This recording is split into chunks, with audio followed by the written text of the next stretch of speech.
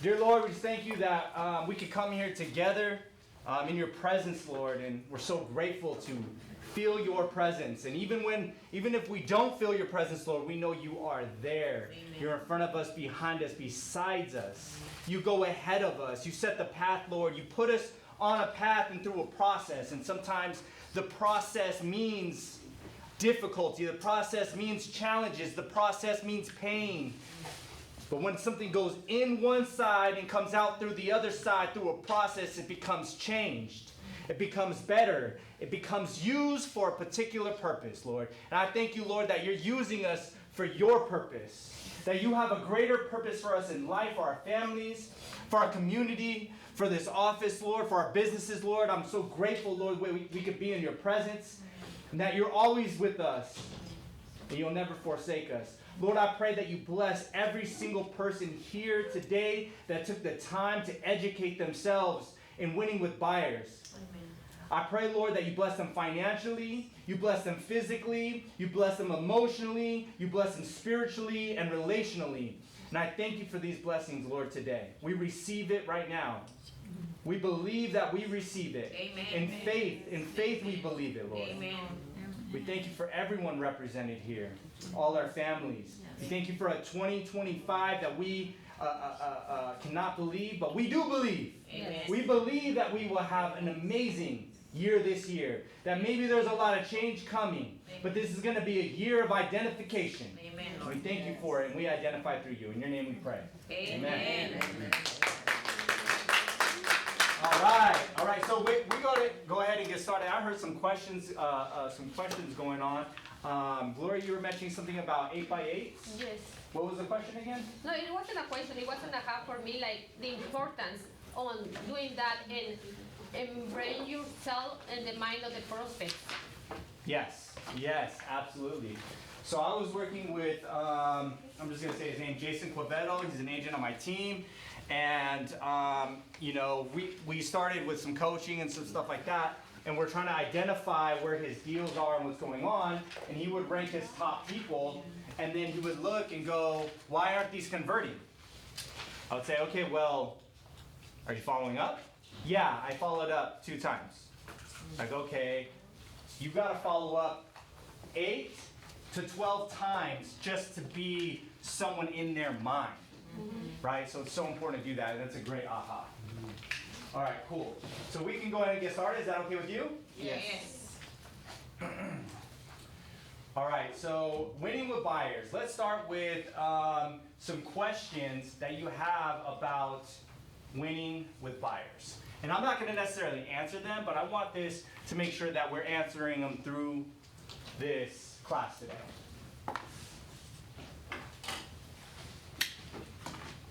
Okay, who is winning with buyers right now? You are. Yeah. Yeah? Yeah. Okay.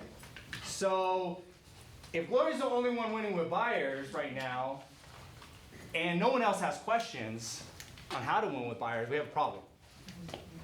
Maybe you just can't think of what my question should be, right? Think of the simplest question that you have about winning with buyers. Just throw it out there. So, I think I for the first time experienced scripts on Monday, Uh-huh. and it felt very unnatural to me. Okay. But I also feel that that is the reason why I'm not winning with buyers. That makes sense. Mm-hmm. So I don't know how to bring that all in together. Sounds like you got into scripts. You're practicing your scripts, and it felt unnatural to you. Yes. And what made it feel unnatural to you? Because I am a person that freestyles. I flow and I don't think about what I say. Now I have to stop and think about what I'm going to say, so it feels very mechanical to me. Mm-hmm. Conversation with purpose, right? I mean, it's so important that we know the direction of the conversation. We know the start, the middle, and the end of a conversation, and we can let everything fill in between and let it flow. Yeah. And if we know the start, middle, and end, at least the start and the end, then we can fill in between and just let it flow. But we have to know exactly where we're going to take it. Because if you don't know where you're going and how to exactly get there, you might not end up there, right? So what I heard you say is it felt very uncomfortable, and that's a good thing. That is a really good thing. That means you're learning. Yeah, there's growth there, right? If you were comfortable, then there's not a lot of room for growth. Yeah. That means there's a ton of room for growth there. So what question do you have about it? Was that the question? Is it because I'm growing? Is that why you're uncomfortable, or was there another question behind it? No, it was mainly that, like, I guess why I'm not winning it with buyers right now is that, like, I'm trying to. I love it. I love it. Is that why you're not winning with buyers? Can I ask you, 1 second, then we'll come back to you. Can I ask you where in the process do you feel that you're not winning with buyers? Is it beginning? Is it before is it during the calls? Is it during the presentation? Where do you feel like you're not winning? I would have to say the at the very beginning, the presentation and then the pre-qualification. Presentation and pre-qualification, okay. This one homework? The markers? That one, just that one. This one probably works. Yeah, there we go.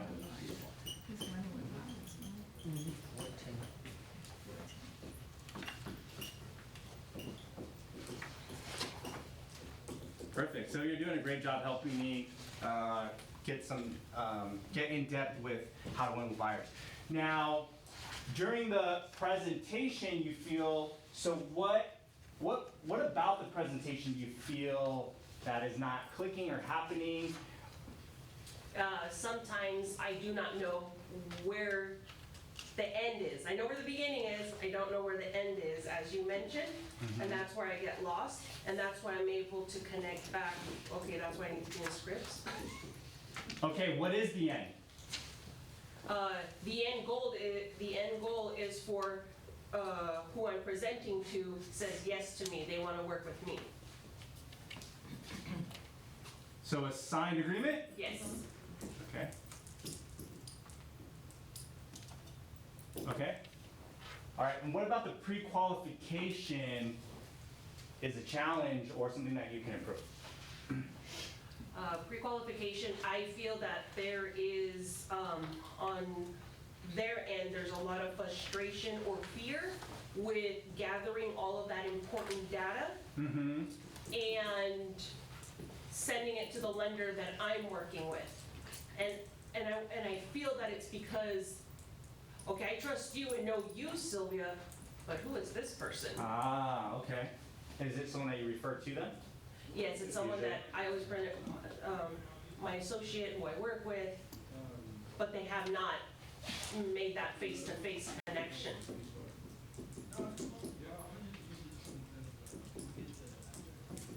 Okay, so they don't know where to trust the lender yet, which is causing them to slow down as far as getting documents to them. Okay, great. These are all great things. We're going to cover all of them, so I love it. What else? Gloria. And when we think in general on buyers, what is the one thing that buyers care the most that I should provide that information to them? What is the one thing that buyers care the most? That's a good question. What do the buyers care the most about? I mean, I can't say in general all buyers care the most about one thing. It could be different for different buyers. Yeah. And I think that's up to you to identify, right? So what are some of the things that buyers care about? Payment, the commitment. I would say payment and cost. Okay, so payment, cost, what else? Programs for first-time home buyers. Okay, that'll probably go into both of these categories, payment and cost. What else? Location. Okay, location.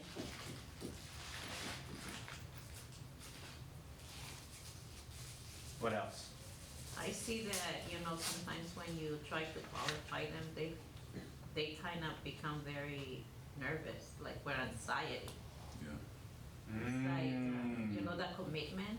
Okay, that's called, Fear of commitment. yes. Or fear of rejection.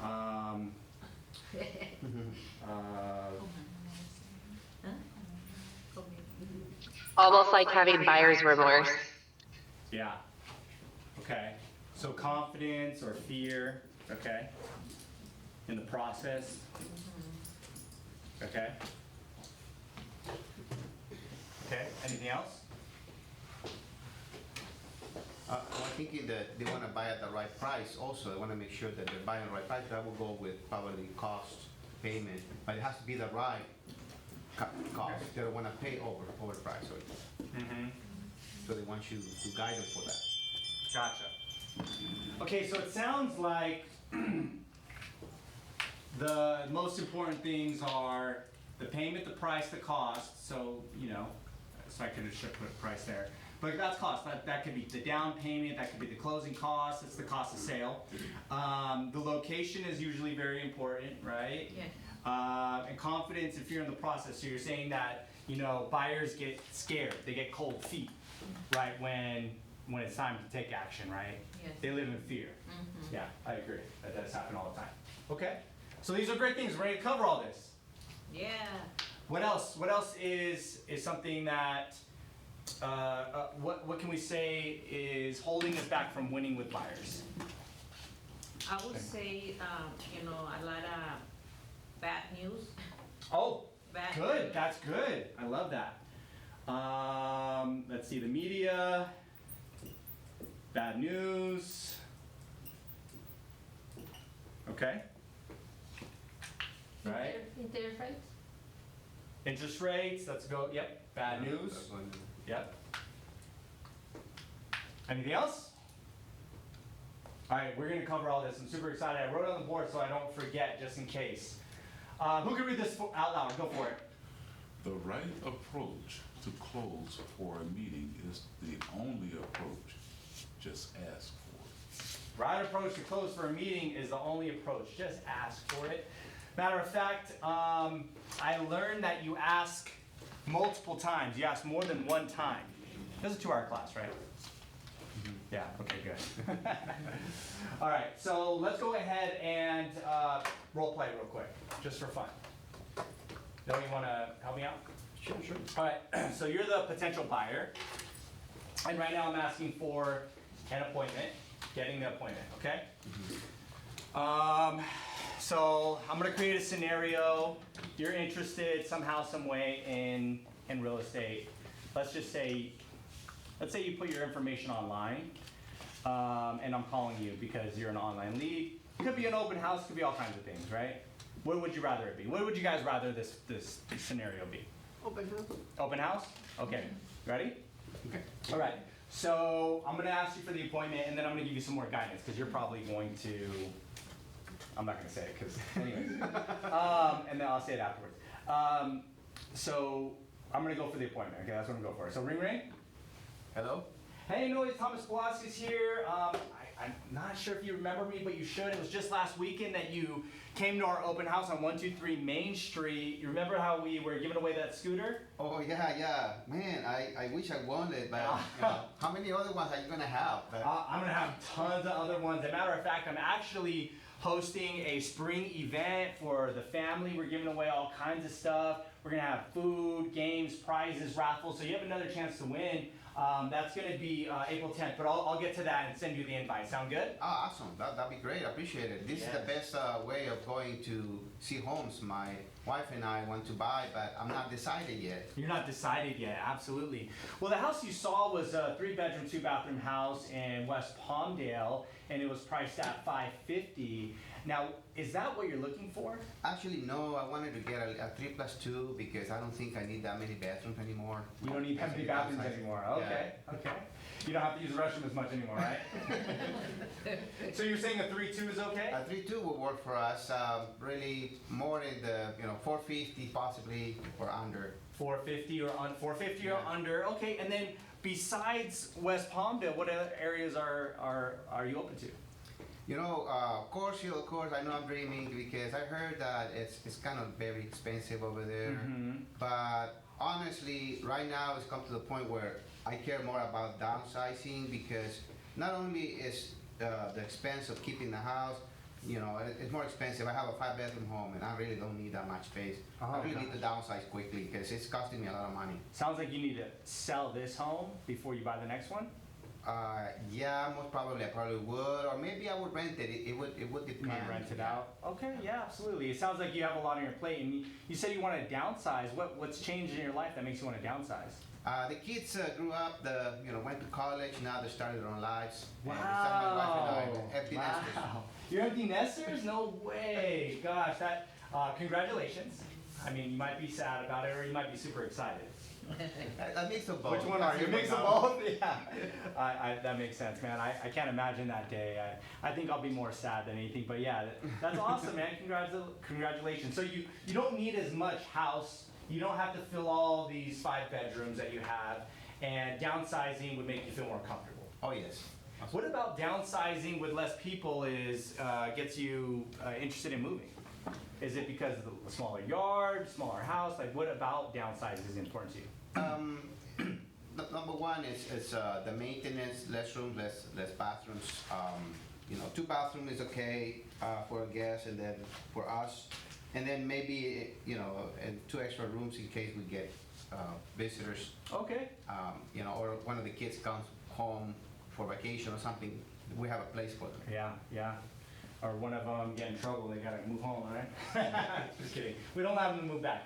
Okay, so it sounds like a 3-bed, 2-bath. You want to downsize. It sounds like you want that so you have less maintenance, but you have just enough rooms for guests and people to come over. Somewhere you could be more comfortable. Is that right? Yeah, that's correct. That's exactly what I'm looking for now. That's perfect. Well, it sounds like we should get together for a few minutes to go over what that looks like for you. It sounds like you have a house that you might want to sell or rent out, so we can go over all that together and see what your options are. There's no obligation. How does this Tuesday at 4 or does Wednesday at 5 work better for you? Wednesday will be great. Okay, perfect. So I knew he was going to do that. He gave me the appointment. First of all, what did you notice in that conversation? At the very end when I was asking for the appointment, what did you notice? That you were so secure about yourself that you say, I'm surprised you don't remember me. Like to me, it's showing so much confidence in yourself. Yeah? I like that, you Yeah. know? I like that, meaning why don't you remember me? Like, Exactly. I'm so special. Yeah. Yeah. You are special. You also made me wait. I don't know. I know we were role playing, but I'm trying to make it as legit as possible Yeah. for me. Yeah. And I almost already want to meet with you because of what you're saying, and you're talking about, relating to me about being sad when the kids leave. You touched my feeling there, and then I go, yeah, this is a person who was like me. So I start becoming more interested in the conversation, and I want to meet with you. I want to meet this person just to see who this person is. Okay, that's great. That's true. I did do all these things. I did, on purpose. And at the very end, when it came to the appointment, what did you notice that I did or did not do? Thomas, I noticed that you gave him 2 options. You didn't ask him if he wants to meet. You told him, would you be free to meet Tuesday at 4 or Wednesday at 5? Absolutely. And who is that? I can't see. It's Alexa. Oh, On hey, Zoom. Alexa. Okay, awesome. Thanks for being on Zoom. You're absolutely right. So I didn't ask for the appointment.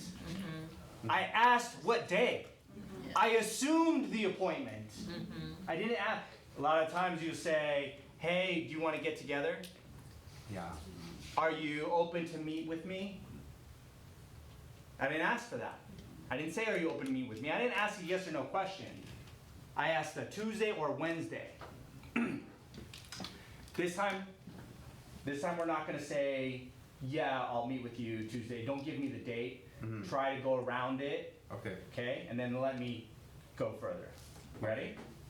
Okay, so, I mean, it sounds like all these things are happening in your life, downsizing, what works better for you? Let's get together. What works better for you? Tuesday at 4 or Wednesday at 5?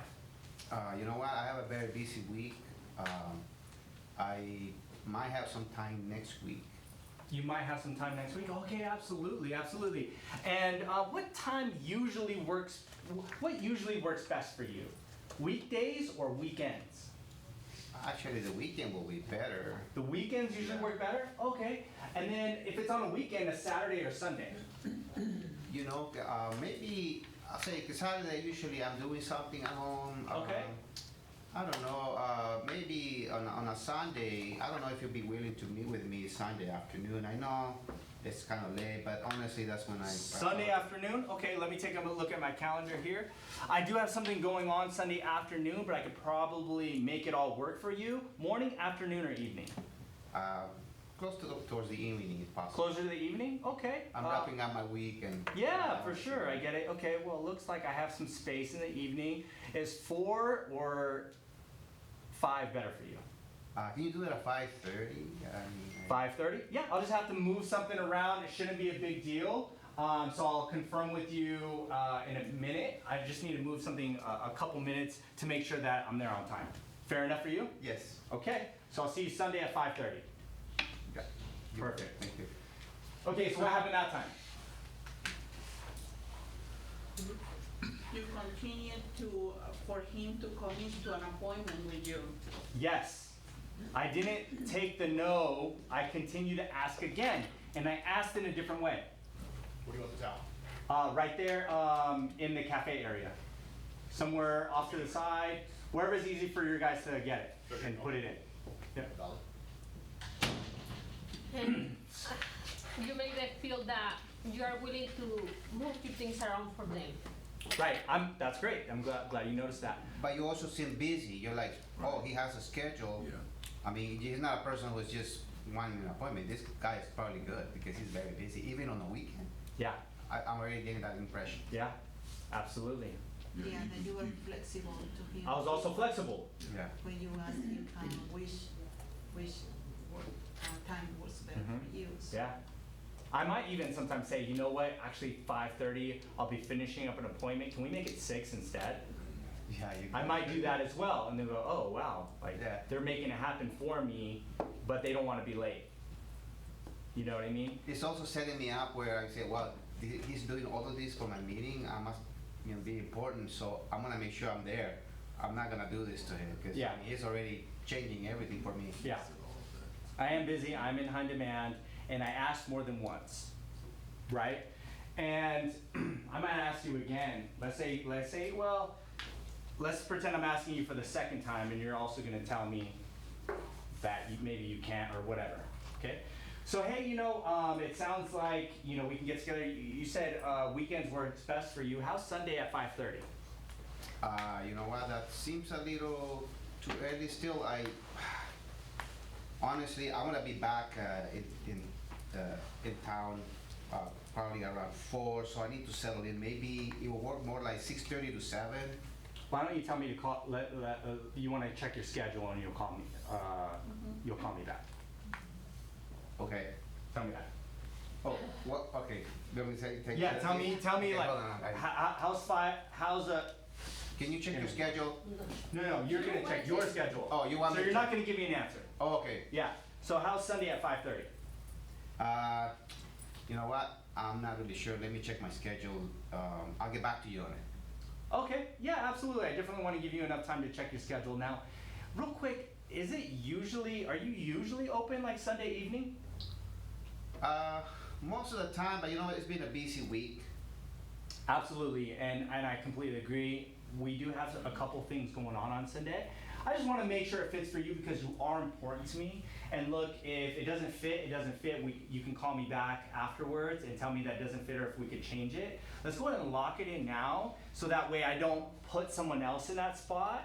Let's go ahead and lock it in so that way it doesn't get too busy at that time for me. So let's go ahead and lock in Sunday at 5:30 and you can call me back and let me know if that time doesn't work for you. Yeah, that will work. Okay, sounds good. So I'm asking a couple of times. If this is a person with true motivation, have some sort of motivation, I'm getting real pale over here, then they'll be interested in meeting. And the truth of the matter is, I think conversion rates for buyer appointments is probably somewhere around 65 to 70% actually show up, right? So that's typically what I do. And then I let them know, like, hey, we're gonna meet here at my office. Here's what I'm going to have ready for you. Here's what's gonna happen next. I'm gonna have, because, any good speaker always leaves a cliffhanger of what you can anticipate but doesn't give you all of it. It says, here's the value coming. In your movie, it's called suspense. what's gonna happen next? If you have a show, if you ever watched a show, at the end of the show, you're like, oh no! What's gonna happen next? The whole show, nothing happened. And at the very end, they're like, I have to watch the next show to see what's gonna happen to Marissa. Yeah. That's the criminal. Her husband looks like he's gonna sleep with that woman. Oh no! Right? Like, we want to know what's gonna happen next. So you have to create that environment for your client, potential buyer, a little bit of suspense. You know, here's what we're gonna do next. Here's the value that you're gonna get from this meeting, and I have something else planned for you. You'll get it when you show up. Whatever it is, right? Sometimes I say, hey, I do have a special gift for you that you're gonna get when you get here. Right? There's something that they are curious about. Right? You gotta keep them curious. You gotta keep them wanting more. Right? That's how I got my wife. Okay, so A buyers. What is an A buyer? Does anyone know? One that is ready and able. Yeah, ready and able. So I rank our whole database. Thank you so much. Is this a good one? And now this might not be how you're taught. This is just how I do mine, and you can figure out how you're going to do yours as well. But everyone knows what your database is, yes or yes? Yes. Okay. If it's no, then you can say no. I don't have to tell you. Okay, so your database. You're going to have two categories that are really important. One is going to be relationship, and it's not like relationship, who are they married to or who is related to them. It's your relationship with them. That's what I'm talking about, your relationship. And then motivation or time frame.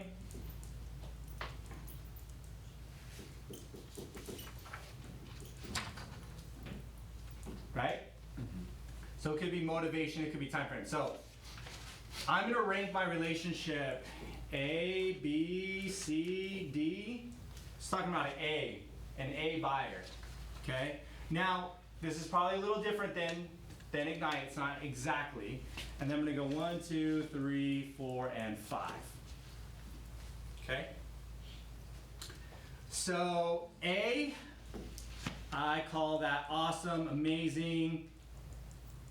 They're gonna refer me. But I'm only ranking the relationship here. Okay? I'm only ranking the relationship. This is going to be a little different. A buyer here in Ignite is basically ranking their motivation and possibly the relationship, but I rank separately. Okay, A is awesome. Okay, D is don't know you. So I rank like my relationship. They could have came to an open house. They could have been an online lead. They could have been a call-in and floor time. But if they don't know me, they're a D. And don't know me means when I call them and say, hey, it's Thomas, they go, Thomas who? Or I go, hey, it's Thomas, the realtor. They go, I don't know. If I can't say 3 sentences that triggers them going, oh, yeah, I remember, then they don't know you, and they're a D. C is what I call Cinda, but it's actually kinda. They kinda know you. It's kinda with the C, right? They seem to know you. That means that if I call them and I go, by the way, if I'm way off on your books, just let me know. If you guys want to hit line by line from your books and fill out the answers. This is good. This is good? Okay. If they seem to know you or kind of know you, that's a C. That means I call and I go, hey, no, it's Thomas. And you go, Thomas? Just like kind of question it. Thomas? Yeah. I was the agent. I saw you at the grocery store the other day. You were buying bread. I bumped into you, gave you my card, and go, oh yeah. Oh, I think I know who you are. Yes. Yeah, you're that guy. Yeah. That's a C. That's my relationship. They seem to know me. They kind of know me. That's a C. A B? Y'all boys. I know that's not how you spell boys. I'm going to confuse some of you, but it's for fun. Y'all boys, or girls, but, you know, Girl starts with a G, and that's way down here. So y'all are boys. You're friends. You're friends. That means they know you. So when I call you, I go, hey, it's Thomas. Hey, Thomas, how you doing, man? Good. That's a B. Do you see how you can tell where your relationship is with someone? You can change the voice for buddies. There you go, buddies. You're buddies. I like that. Okay. Yeah, I like that. Thank you. I might have to do that in the future now, buddies. You're buddies. Right? And A is just awesome. Awesome. They know you right when you call, but not only do they know you, they're going to talk about you with other people. They're going to get other people to know you. So that's going to affect others. Right? Does that make sense? Yes. So it's so important to know and rank it because when you're going through your database and you're making calls, knowing each one of these for each person is going to be super important for how you have a conversation with them and how you need to. Because if someone don't know me and they're a D, I'm going to go, oh, and here's the thing about the database. All you guys are looking for deals in your database when sometimes you should be looking for relationships in your database. Because what you got to do is we want to win. We want to feel that little win. Well, here's a little win. When a D goes to a C, I feel good. Like, yes! They seem to know me now. Right? So when I call and I'm like, hey, it's Thomas. Hey, Thomas. Oh, you're a C or a B even because he knew me right away. So I get excited because they might go from C, and when I call them, they're like, oh, hey, Thomas. I'm like, oh, we know each other. And he might ask about my family, my friends, and my kids, or whatever, right? So that's upgrading my database. So I'll go to my D's on purpose and say, how can I turn these into C's? I can go to my C's on purpose and see how I can turn them into B's. My B's and my A's, sometimes people will never, ever, ever go from a B to A. Sometimes it takes a particular type of person, right? Some people don't want to talk about anyone. So, but A's are the people that are going to get you referrals, right? Okay, does that make sense, yes or yes? Yes. Okay, now here's where it comes into play. Motivation, time frame, right? You can scale it 1 out of 5, and you can put the top rank as a 1, or you can put the top rank as a 5, right? So I actually probably have this in reverse in my database. I don't see a towel anywhere. Okay, I'm gonna just do it in reverse. So a 1 is someone that might never transact, right? So 1 is someone that might never, has no thought to buy or sell. Just absolutely not even thinking about it. They say, when you call, they say, hey Thomas, good to know you. That's a B. But I'm gonna die here. That's a 1. It's a B1. Okay? 2 is dreams. They dream about moving. They think about moving, but they're like 10 years down the road. Yeah, maybe someday. Right? They don't think they're gonna die there. 3 is 1 to 2 years. A 4 is a 4 and a 5. Okay, a 5 is 1 to 3 months and less than 1 year. So this is going to be like 3 months to a year. Okay, 3 is going to be over a year. 2 is just dreaming about it but doesn't have any time frame whatsoever, and 1 is someone that wants to die there or has no clue. So what you do is, now that you're in your database, you need a way to understand your database. Because what happens is we put 100 or 200 people in there and we feel super overwhelmed, right? So what if we're inviting people to an event and we only can get 10 or 20 people there because we're paying for stuff and this and that, you want it to be a special event? Well, I'm gonna look at my B's and A's. I want them to come to this event, right? If I'm throwing a super big event and I'm just trying to get people to know who I am, I'm gonna invite all of them to my event. If I have a raffle or something I'm doing, I can target who I want to target based on my relationship with them. Right? Now, I go here and I go, oh, look at this. I'm going to separate my database to look at this every single day. My fives. My fives get looked at every single day. As a matter of fact, this one could be 1 day to 3 months. Okay? Every single day, I'm going to go through my database. I'm going to start going, talking to people, talking to them, and finding out, is that person a 1, 2, 3, 4, or 5? And then I'm going to put that on there, whatever it is, based on that. And this could change in a month. This could change overnight. But it tells me how frequently do I need to be paying attention to them. Does that make sense? Yes. So all my fives are on my daily list. I look at all my fives every single day. Every single day. My fours I might look at once a week. I have a day, a certain day for my fours. My threes I might look at once a month. Because they're a year to 2 years out, unless I have something else going on, or I have an event or something. But as far as that, I want to go and start filtering these. I need to make sure I'm either calling them every day or think about them every single day, because something's going to happen. If they're a 5, they're going to buy or sell whether you're involved or not. Does that make sense? That's a 5. Now, if I have a 5A, I know. No problem. They're probably going to call me. Yeah. Right? 5A is great. Even a 5B, most likely, they're going to call you anyways. You got a 5D? You're like, uh-oh, I got to call this person every day. I can't stop calling until they answer. I need to talk to them. I need to give them a card. I need to give them a gift. I got to give something, because me converting a 5 to an appointment, a 5D, is going to be hard. I can't just call one, oh, let's set the appointment. No, I have to build a relationship in some way, shape, or form, right? Now, some of them will, but if it's a 5B, I could walk in with the listing documents, and they'll sign it, and I walk out. Right? I don't have to, because they trust me, they know me, they like me. It's not a big deal. They're going to call me like, no, Thomas, I know what you do. I know how you do this. You're great. I'm ready to sign the listing agreement. I trust you.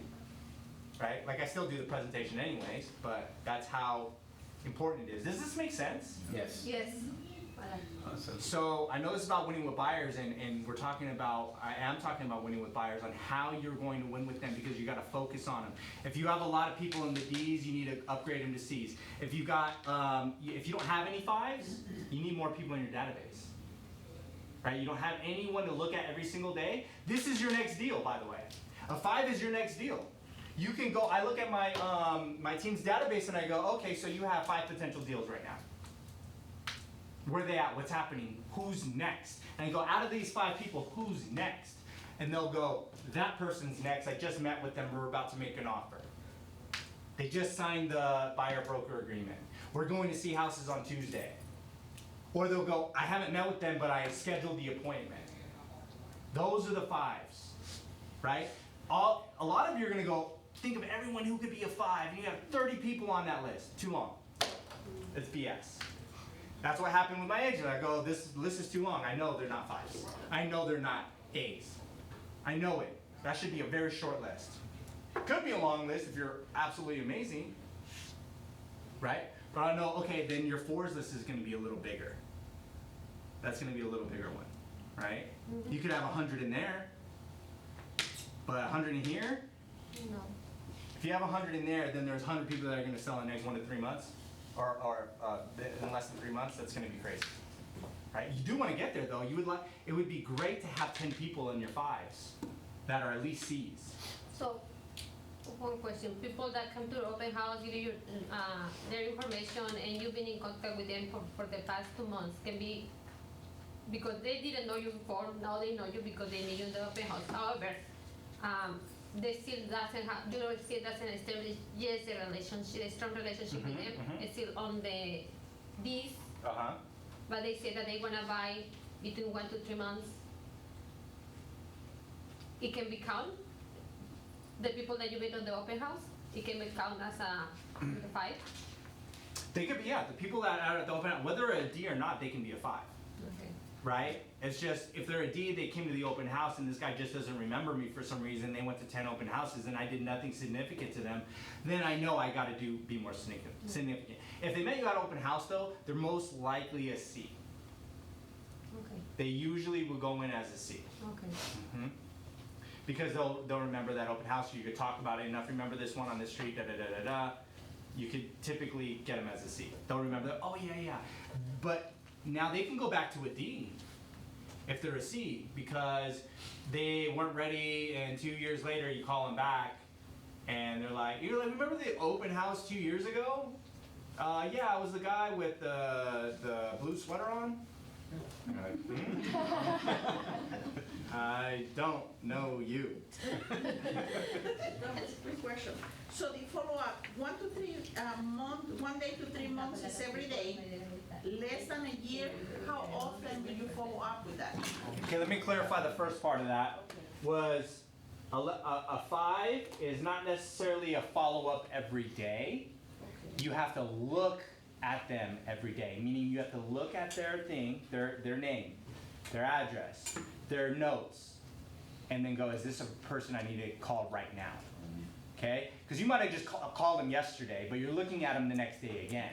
Because that has to be top of mind for you. Just like you have to be top of mind for them, the ones that are 5s need to be top of mind for you. Because then you're thinking, what piece of value can I give them? I already talked to them about the rates. Okay, what else can I do? I gotta get back in front of them. Oh, maybe I'll tell them about houses in their neighborhood or send them one house that I saw. See, a lot of us put people on auto drip, right? And that's great, there's nothing wrong with that. But you should also go in there and look for houses that they want. Find one that is interesting to you based on their criteria, because they probably already seen it. That doesn't matter. Then send them that one text message or email, something directly with it saying, hey, I saw this house in that neighborhood you like, or in that area. I was wondering what you think about it. That's it. Because you want to be in there right away, because they're going to get the auto email. Yeah, that was in the list of the auto email you sent me. Like, perfect. So what do you think about it? I was looking through the MLS. I saw that when I thought of you. Because I'm going to go, well, are you ready to buy yet? We just talked yesterday about rates. No. Okay. Well, I need 2 weeks to fix my credit, or I need this or that, right? Okay, but I want to stay on top of them. So I'm like, hey, actually I saw a house that made me think of you. It's a 4-bed, 3-bath in the area you're looking for. I was just curious what your thoughts are on that one, or if you've seen it. Now they go, oh, like you're working for me. You're looking for me. You're thinking of me. It's a whole different conversation. Mm-hmm. Right? Yes. Does that make sense? Yes. Okay. Go ahead, Sylvia. Piggybacking on what Sada was asking, okay, so number 5, we look at every single day to keep top of mind. Number 3, we look at once a month or touch once a month, Yes. right? But what about number 2 and 4? So 4, you're gonna look at weekly. Weekly. Yeah, you choose a day of the week to look at it weekly. That's gonna be less than a year, and you could change these time frames too. One of my my people has a 5, but he changed. He has 2 sections of 5. One is less than 3 months, and one is like in the next 7 days. If I don't freaking do something now, you know what I mean? So you can do it how you want. But less than a year, yeah, you're gonna want to look at less than a year, possibly once a week. Skim over it. Is there any value? Should I move them to a 3? Should I move them to a 5? That's what you're doing. How often should you touch them? Well, you should know, they need to know. If they're a D, you got to touch them a little bit more because they don't know you. If they're a C, they kind of know you, so you don't have to get in there as hard. Do you see what I'm saying? But until they're a 5, that 5 is you're on top, text, call, value all the time because they're going to do something soon. 4, you can look at once a week and go, should I move them? Should I call them? Do I need to call them and see if they're still a 4? Did I call them yesterday? Do I need to call them again today? It's a little different. These are the people you definitely want to invite to all your events. You want to include them in any raffles. You want to have them on an email drip. that goes out once a month or whatever, that talks about the market, could talk about tips, house owning tips, whatever it is, anything. Just could be an email that says your name, your phone number, and hey, I'm in real estate, don't forget. Yeah. I don't care what it is, just something got to get in front of that, right? So that's where you want to make sure that you're at. Does that make sense? Yes. You can choose to call, like, increase or decrease, right? Based on where they're at. And your dreamers? My dreamers, I'm looking at turning dreamers into boys or maybe even awesome. But definitely, again, I'm gonna reach out to them probably quarterly. I'll probably reach out to my dreamers quarterly, and I have quarterly events, so it's perfect. And then I just hang out with them, talk to them, be friends with them, have fun with them, high five them, and see if they become a 3 or a 4. Sometimes they skip 3 and go straight to 4, straight to 5 sometimes. Yes. So you still have to keep on them. The dreamers normally we do with them is send every new program or something that I think can make it something they can open the door for them. Mm-hmm. That's what I send them every quarter or every 2 months. Yeah, that's awesome. That's perfect. Send something of value. All right, guys. I see how important it is to make sure that every time you do something that you put a note, because AI now is re-summarizing every time you do it, and just by reading that one summary will tell you probably where your prospect is, where your lead is. Right. Is it an A or is it a C or has it changed? Mm-hmm. It's so important to have notes. Really, really important. It's good for you too. All right, so lead, generate, relationship management, client and referral loop. So at the top, who can read number 1? Somebody read number 1. Lead capture, prospecting, and marketing. Lead capture. So what is lead capture? This could be a funnel. This could be an open house. This could be a form. It could be social media. What did you say, Gloria? Cold calling. Cold calling. Referral. Then you add them to your database, right? Remember, I don't know what page we're on. This 7's on my slides, but it's probably not 7 in the book. It's not in the book. Oh, it's not in the book. Don't worry about the book. But we've seen it in other sections. Oh, you've already seen Yeah, this? we've seen it in the section. Yeah, they keep bringing up some of the Okay, same cool. ones. Yeah, tell me if you guys already see it and know it really well, if you have questions. Any questions on that? Any questions on this diagram? Good, because we talked about relationship management. That was the important part. And then preparing for conversion. Right, 7 steps to buyer service cycle. I think we went over this too. Leads to appointments. Prepare for the buyer consultation, then find a home, offer a negotiation contract to close, post-close systems. Okay, so I want to make sure that I'm going to be able to show you a buyer presentation. So I'm going to probably have to move. What's your ahas so far? Ahas? Any ahas? Yeah, The order. Because you're not just teach us how to categorize our leads and how to separate a database, but help us to do a clear follow-up system. Create a follow-up system. Yeah. You would like to. No, you help us. Oh, we did. Perfect. Yeah, you help us get an idea how we can create a follow-up system. Yep. Depends on the category that they are. Exactly. Yep. Anyone else? The category basically dictates how often you're supposed to reach out. I think that's very useful because you do want to focus on the high priority leads that are going to give you business quicker. Right. You don't want to miss on that because you're wasting time on the ones that are maybe much later. Yeah.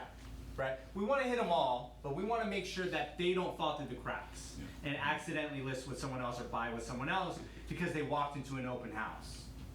Right? That happens. Right. Yes. Right? So we don't want to miss out on that. We want to make sure we get them signed first. All right. Keys to converting your A buyers.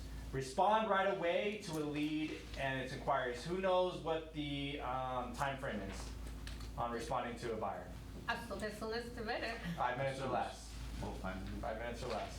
as to when it comes in. Now, if they don't answer or whatever, that's okay. Then you keep doing it. But it does take 12 attempts on average, according to NAR, National Association of Realtors. 12 attempts to convert. And that means just possibly to an appointment. So that's what we're finding out. My some agents that I'm coaching are going like, what's going on? Well, we have 3 attempts is not enough. And they were finding that it was somewhere between 7 and 10 where they were getting either answers or responses.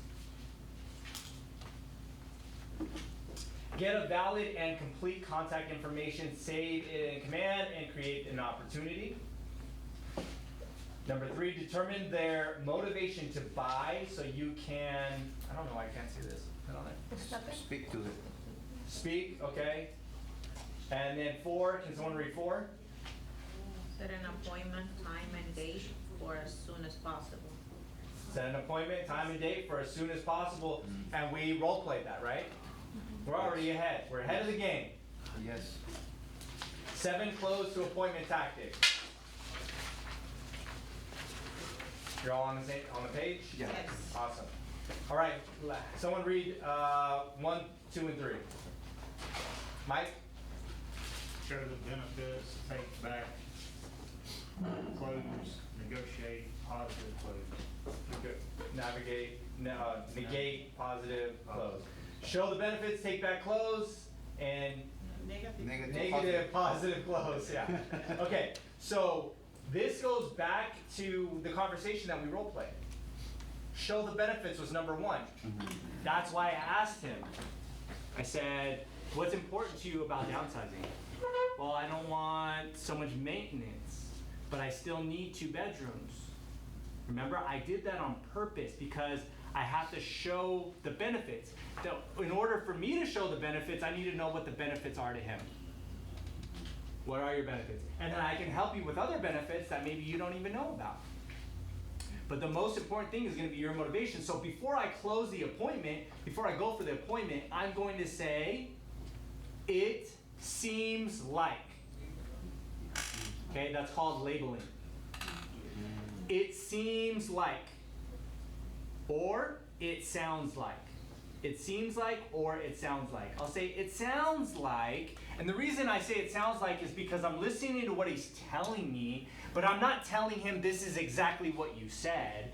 I'm telling him this is what I'm interpreting you're saying. Because if I'm wrong, it's okay because I said it sounds like, and then they could correct me if it's wrong. Right? So I'll say it seems like you're looking for a house with 3 bedrooms and 2 bathrooms to downsize because you don't have to deal with all the maintenance on the house, right? Your house is pretty big right now, right? Yeah. Exactly. And I think that's important to me right now. I'm seeing that if you happen to say, I heard you say, or you're saying that this is what you said. Right. And then, no, I didn't say that. No, you're starting with a negative reaction now at that point. Absolutely. Absolutely. That's why you say it seems like or sounds like. I heard you say or you said is not a good choice of words because you can very quickly get defensive. Yeah. Yeah. Even in talking to anyone, like, oh, well, it sounded like you said, da da da da da. But it seems like, it sounds like. It seems like you want this. It seems like you want that. It seems like this is what's best for you based on your motivation. Take back clothes. Does anyone know what a take back clothes is? I think that's something like, I don't know if it's for you, but, right? It's like, it eases you off of you, right? Like, hey, I don't know if this is for you, but it sounds like we should get together for 5 to 10 minutes, 20 minutes. You get what I'm saying? You take it back. And they go, what do you mean it's not for me? Yeah. I want it to be for me now, right? Yeah. Negative and positive close, right? A negative and a positive close. Does anyone have an example of a negative and a positive close? A negative close is going to be one that you can close with a no. Meaning if they say no, it means yes. Okay? Confusing a little, right? Some of you confused. So here's how we do it. You're my guy right now. Noe, would you be opposed to meeting with me for 5 to 10 minutes? Yes. You're opposed, yes? Okay, you are opposed. So when he says yes, that means no. Because what I'm saying is, are you opposed to? I'm giving you permission to say no because most people will want to feel comfortable to say no. Are you opposed to the idea of making more money? No. No. Right? Are you opposed to meeting with a professional that can help you find out how to get more money for your home? Not at all, actually. No. So the no is the yes. That's the negative close. Does that make sense? Mm-hmm. Thanks, Laura. Positive close is just the opposite. Is when you say yes. So we have this thing of, you can go back to the motivation. This is my favorite way to get the yes close. Is where you go back to the motivation and you get them saying yes, yes, yes. It sounds like you want a 3-bedroom, 2-bath, right? Yes. It sounds like less maintenance is important to you, yes? Yes. Being in West Palmdale is important to you, right? Yes. Okay, it sounds like we should get together because I'm getting them in the pattern of yes, yes, yes. Mm-hmm. So I typically have them say yes like 3 times before I go to the positive close because you're setting up the pattern. Does it make sense? Yes or yes? Yes. Give them what they're looking for. I don't know what that means. Give them what they're looking for. What does that mean? I should have notes up here on what the heck they're saying when I give them what they're looking for. Okay, like yesterday I called this lead that I got online. So, already see the property that he want to look at. And I say, okay, this is a great property. Do you mind I share another properties that are similar price, Yeah, okay, better perfect. condition, better Exactly. square footage? I love it. Thank you. Oh, okay. So you're giving them what they're looking for. They're looking for a certain house, and you're saying, okay, perfect, we have that. I could set you up for this Friday to go take a look. It's in the area you're looking for. It has the amount of bedrooms you're looking for. It has the amount of bathrooms. Has the upgrades. It's in the year built that you're looking for. So you're giving them what they're looking for, right? To set the appointment, to close, right? Trial close. Does anyone know what a trial close is? A trial close is basically what they call a soft close. It's also similar to getting them to say yes. You're doing a soft close. So, like for instance, what I do on some listing appointments is I have a checklist. And that checklist will go over when the house is going to go on the market, when the photography is going to be done, and I start to paint a picture, a plan. So if I feel like they're on the fence and they're not sure, I'm like, you know what, let's start to paint a picture. Let's plan what it could look like. And I start filling out this checklist before I fill out the listing agreement. And when they start doing that, that's a trial close, because if they're gonna paint that picture, they're getting in the mind frame of doing that. So that's my trial close. A trial close could be a smaller, like a similar question, but smaller, right? I mean, it sounds like it would be good to get with someone to go over this information with you. Don't you agree? That would be like a softer close, a trial close. It sounds like this information is important to you, right? Okay, yes it is. So you're not necessarily closing them yet, you're testing the close. You're getting them ready to close. That's the trial close. Make sense? Yes. Assumptive close, that's what I did earlier, right? I assumed the appointment. I assumed it. I'm like, hey, let's get together. What works best for you, Tuesday or Wednesday?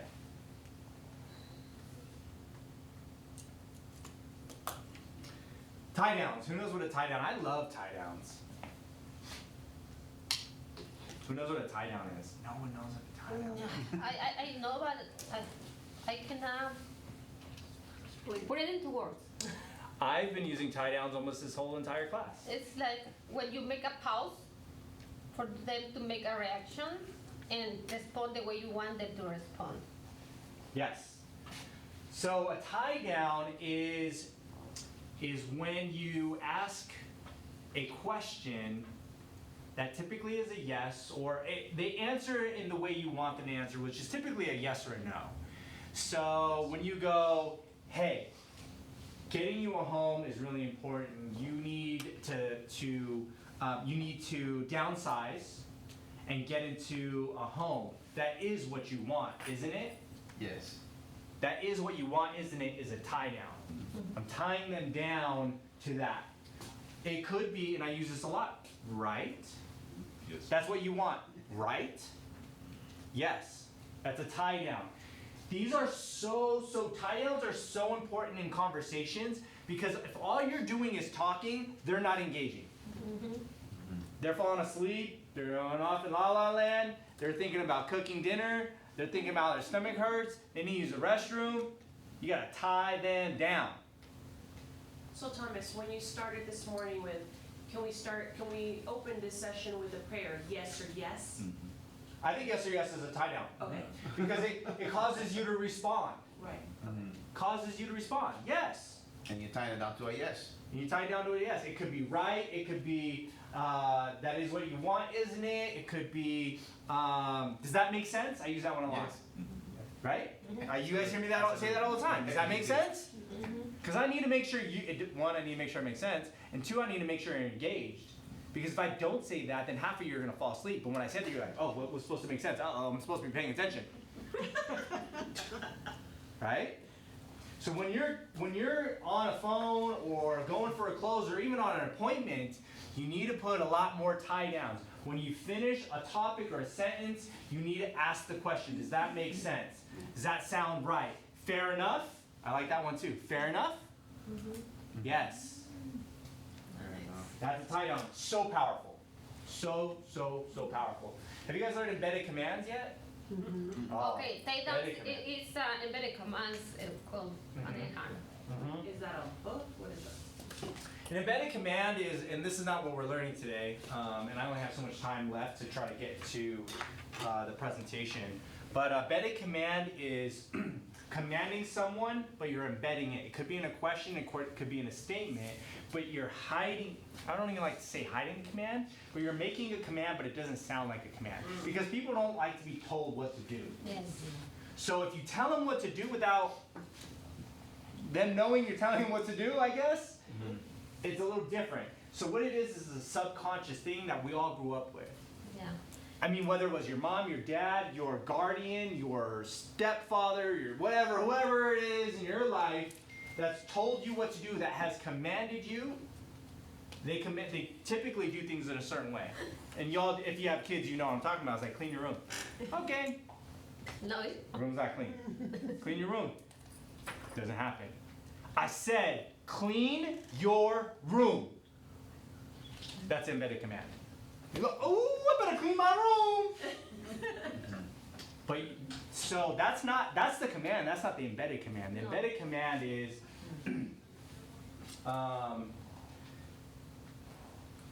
it sounds like you might want to buy a home. That's the embedded command. What was the embedded command? Buy. Buy a home.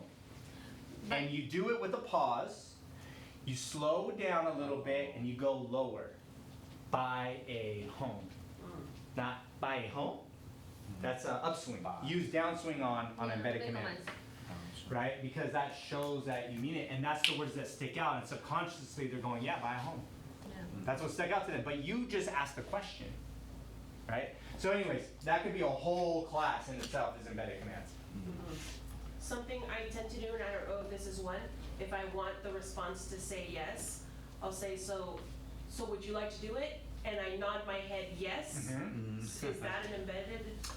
I wouldn't call that an embedded command. That is a body language. It's still neuro-linguistic programming. So it's body language though. You get people to do things like that. When you want them to do something, you want them to agree, you just nod your head. Yes. And you do that often throughout the time. It's like a tie down more than. It's just people see things, they automatically start to do what they see. Right? They mimic.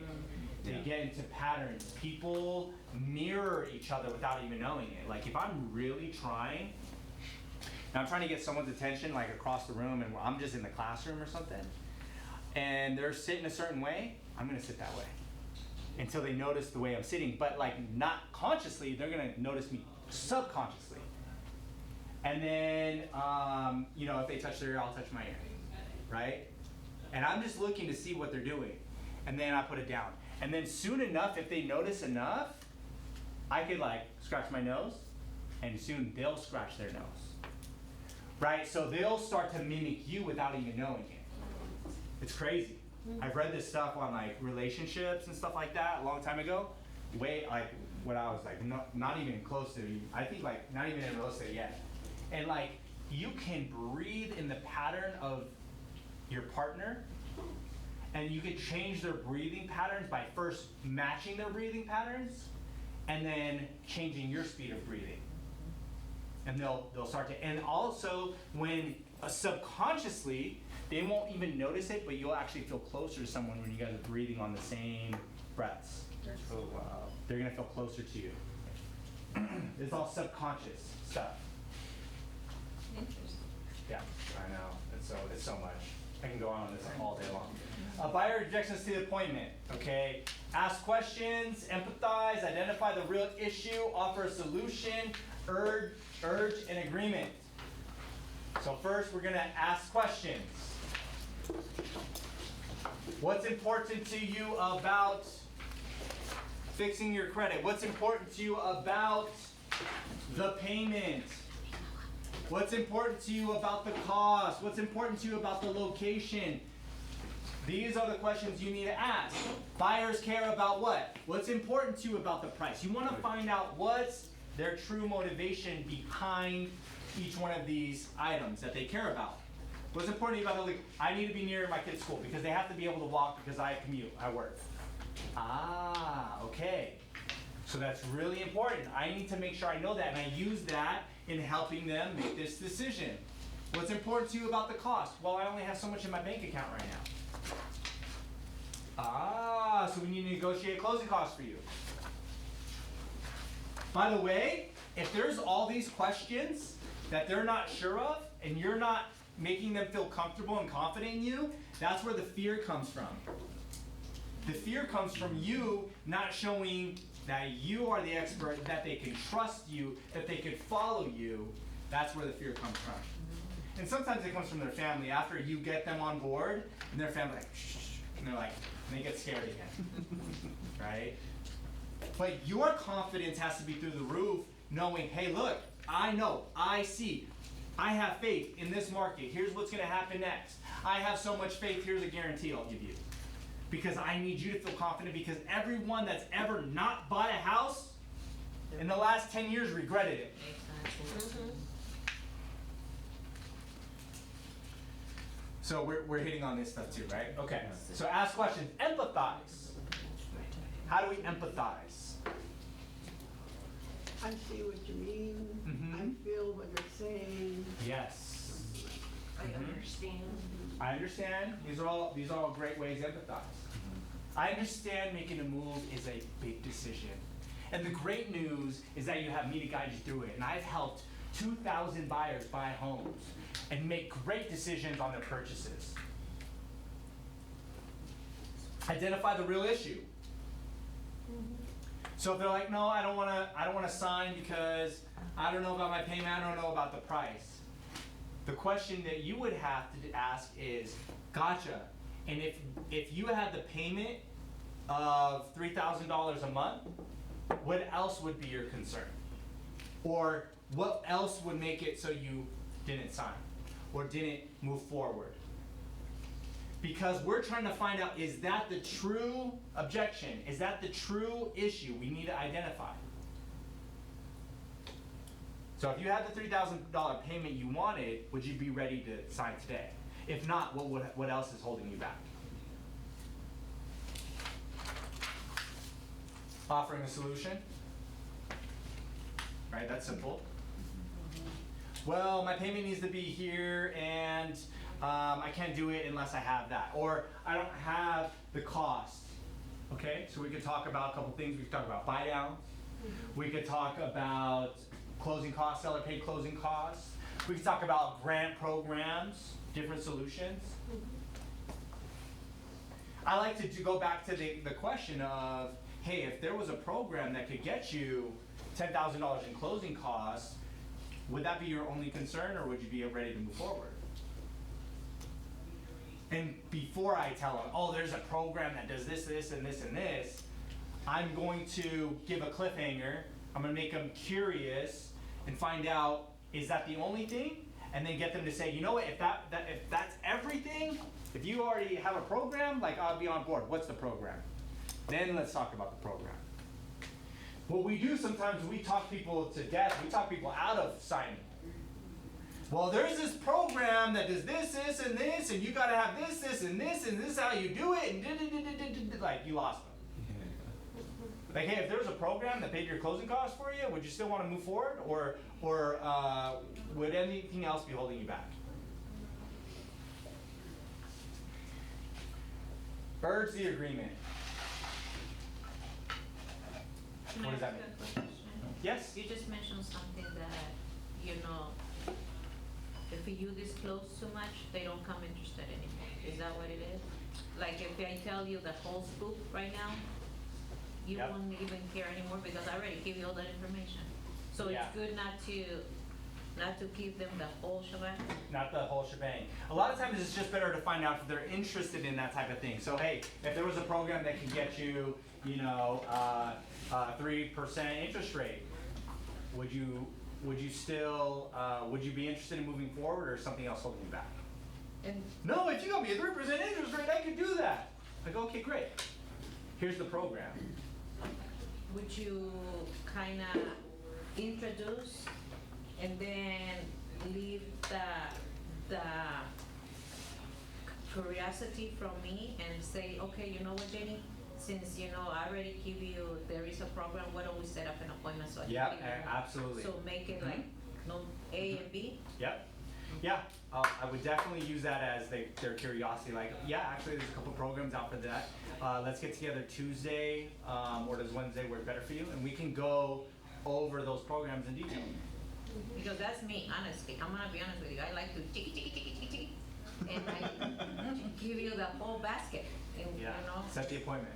instead of putting my eggs in different baskets. Yeah, definitely. I would definitely do that. That's so important. So you give them a little bit, give them enough to know, and say, hey, we need to go over that. And then it's better to explain that in person about some of those details. I have some questions for you as well, but we'll talk about those programs. That'll be the first thing we talk about. Sound good? What works best for you, Tuesday or Wednesday? Okay. Wednesday or Thursday? Weekdays or weekends? Always go back. And actually, you should ask for the appointment at least 3 times. It could be your mother saying no. It could be anybody telling you no. You should ask for the appointment 3 times just for fun.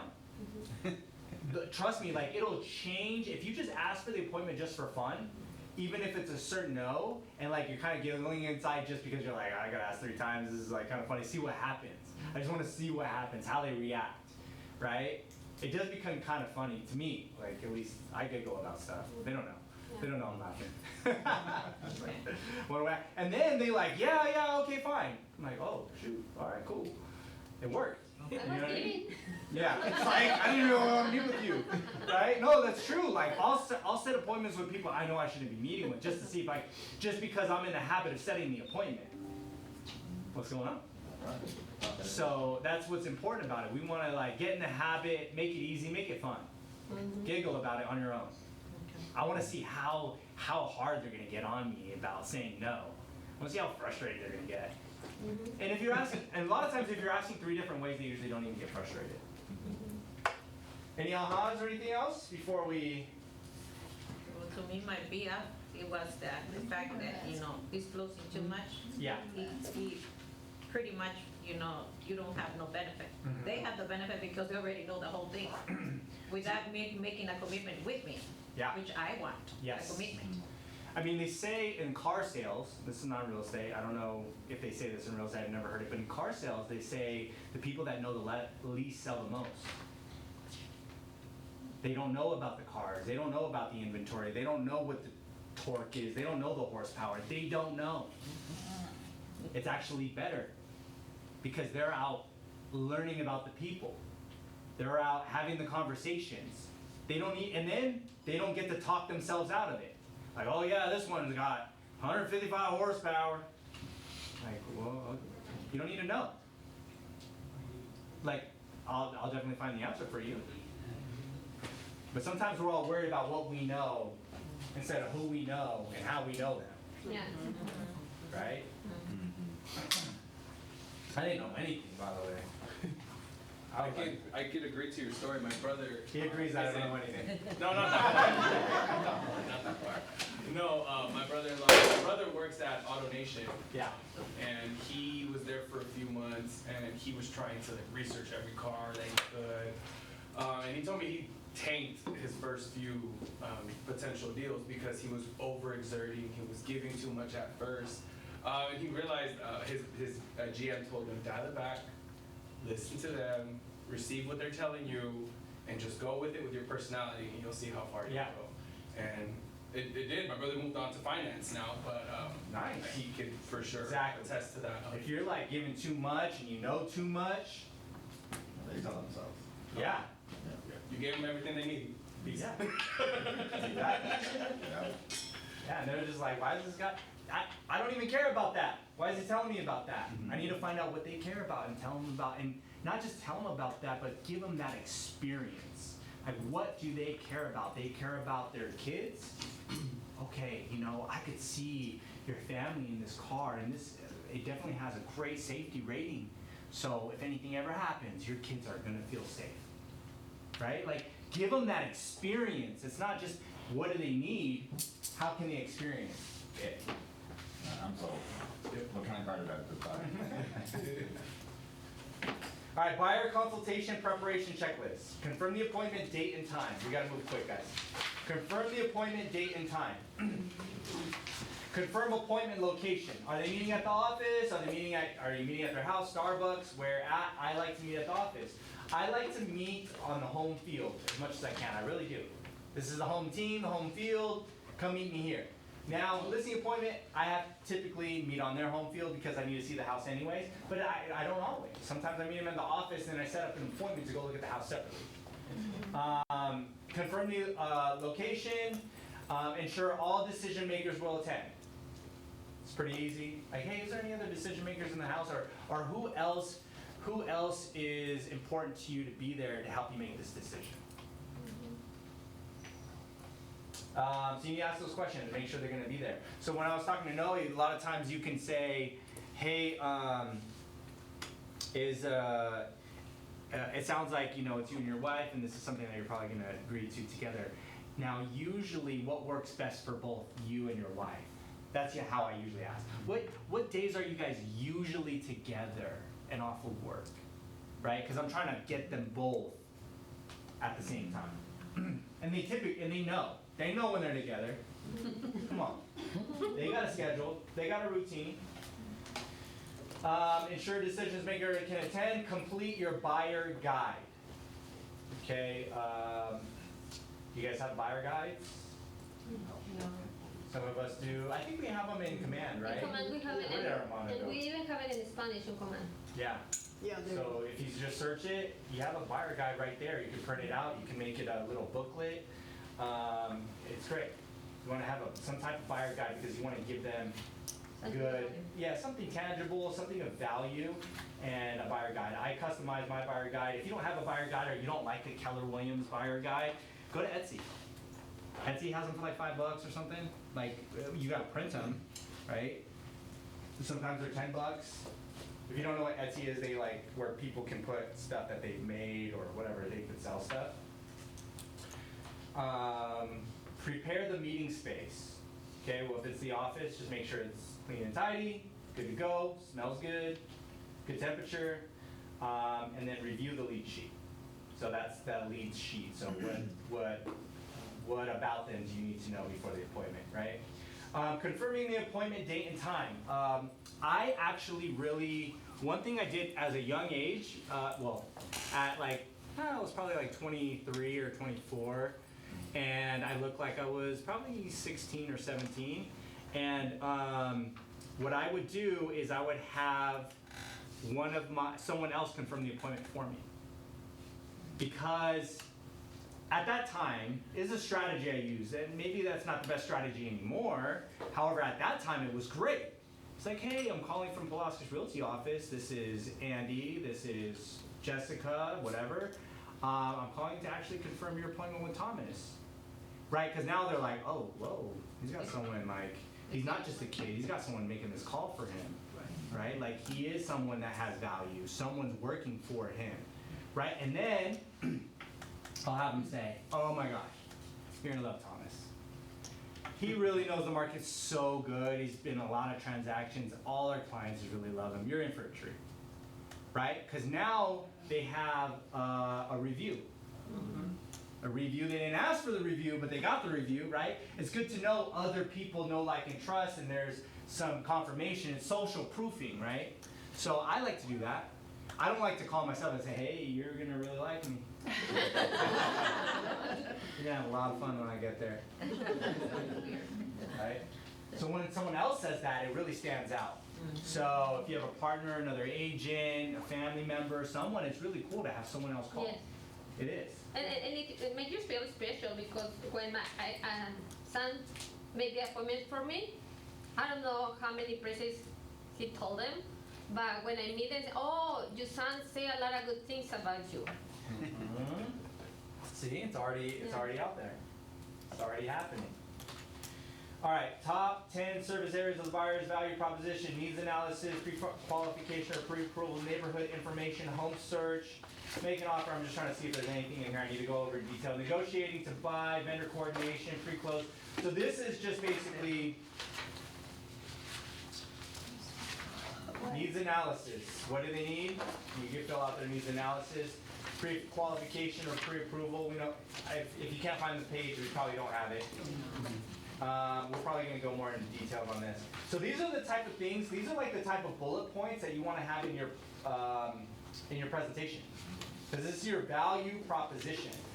So yeah, if you don't have it, take a picture, and then you should have a slide or a page that goes over each one of these things. Right, and I'm going to show you what that looks like in just a minute.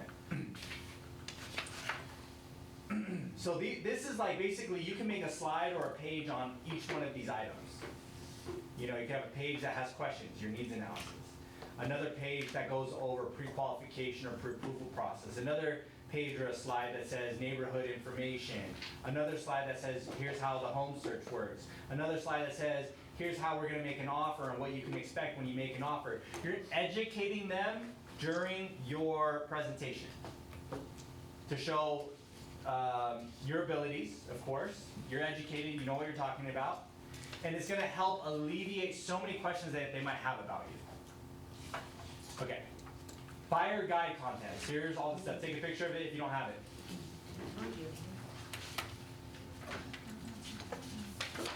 These are the types of things that would be in your buyer guide.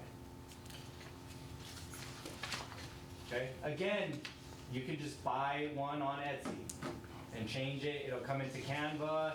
You can change it all up, make it how you like. It's going to take you some time.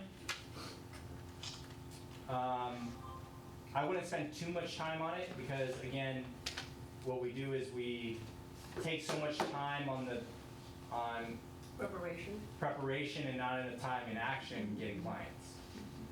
I'll tell you a quick story. Tyler heard it this morning. So my son was he's starting a garbage can cleaning service, right? Well, they go and clean your garbage cans, like they get all nasty and so maybe once a month or however often they want them done, right? So he was like, well, I need this, and this, and this, and this, and this, and this to get my business started. I need these tools. I need these supplies. I'm like, bro, you need clients. You need clients, bro. That's the number one thing in business. You need clientele. You need people that are willing to pay the money. You ain't got a business without clients, but you can have a business without those tools. Oh, well, I need them for this and that. I'm like, all right, go get your clients, and we'll make sure you get the tools. All right, so he made the flyers. He printed out 20 flyers. They look good. And then I was happy with how much time he spent on it. I was worried he was going to take too much time. I did tell him, dude, make a nice one, but don't worry so much about that. It's about you hitting the doors, you giving the information and contact info, and starting to talk to people. That's what's most important. I said, all right, Dad, cool, I'm doing this. And then he's like, oh, I'm gonna print like 20 flyers. I'm like, you're gonna print 20 flyers, dude? No, you need to print like 100 at least. What the heck? Who's dad? Who's dad? Who's your dad? Who's your dad, kid? Must be someone else. It ain't me. So I told him to print out a lot of flyers and go knock. And hey, he was gonna print out one actually. Aw. Or he was like, no, like, I think 20. And what he said was, if they don't answer, I won't give them a flyer. I'm like, dude, you take all that time to walk up to the door and not leave something there? Bro, that's your calling card. Print out 100, knock on 100 doors, and if they don't answer, leave it in the door. That's it.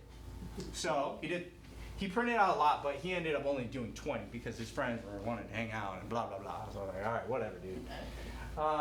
So he's hanging out with his friends, and then yesterday, I think we're eating or something. He was like, oh yeah, I got someone I don't know what to do next.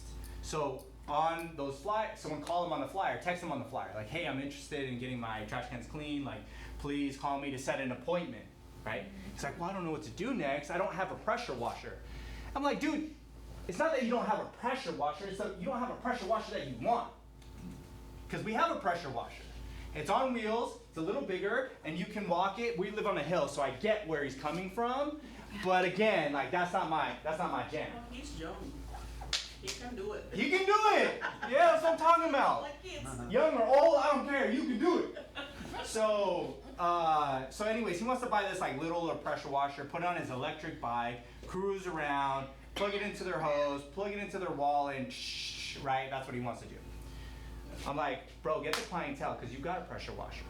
You got a freaking pressure washer. No, it's not the one you want, but it's a good pressure washer. Oh, but I have to walk. Whose kid are you? You gotta walk. How old is he? He's 12. Whose kid are you? Yeah.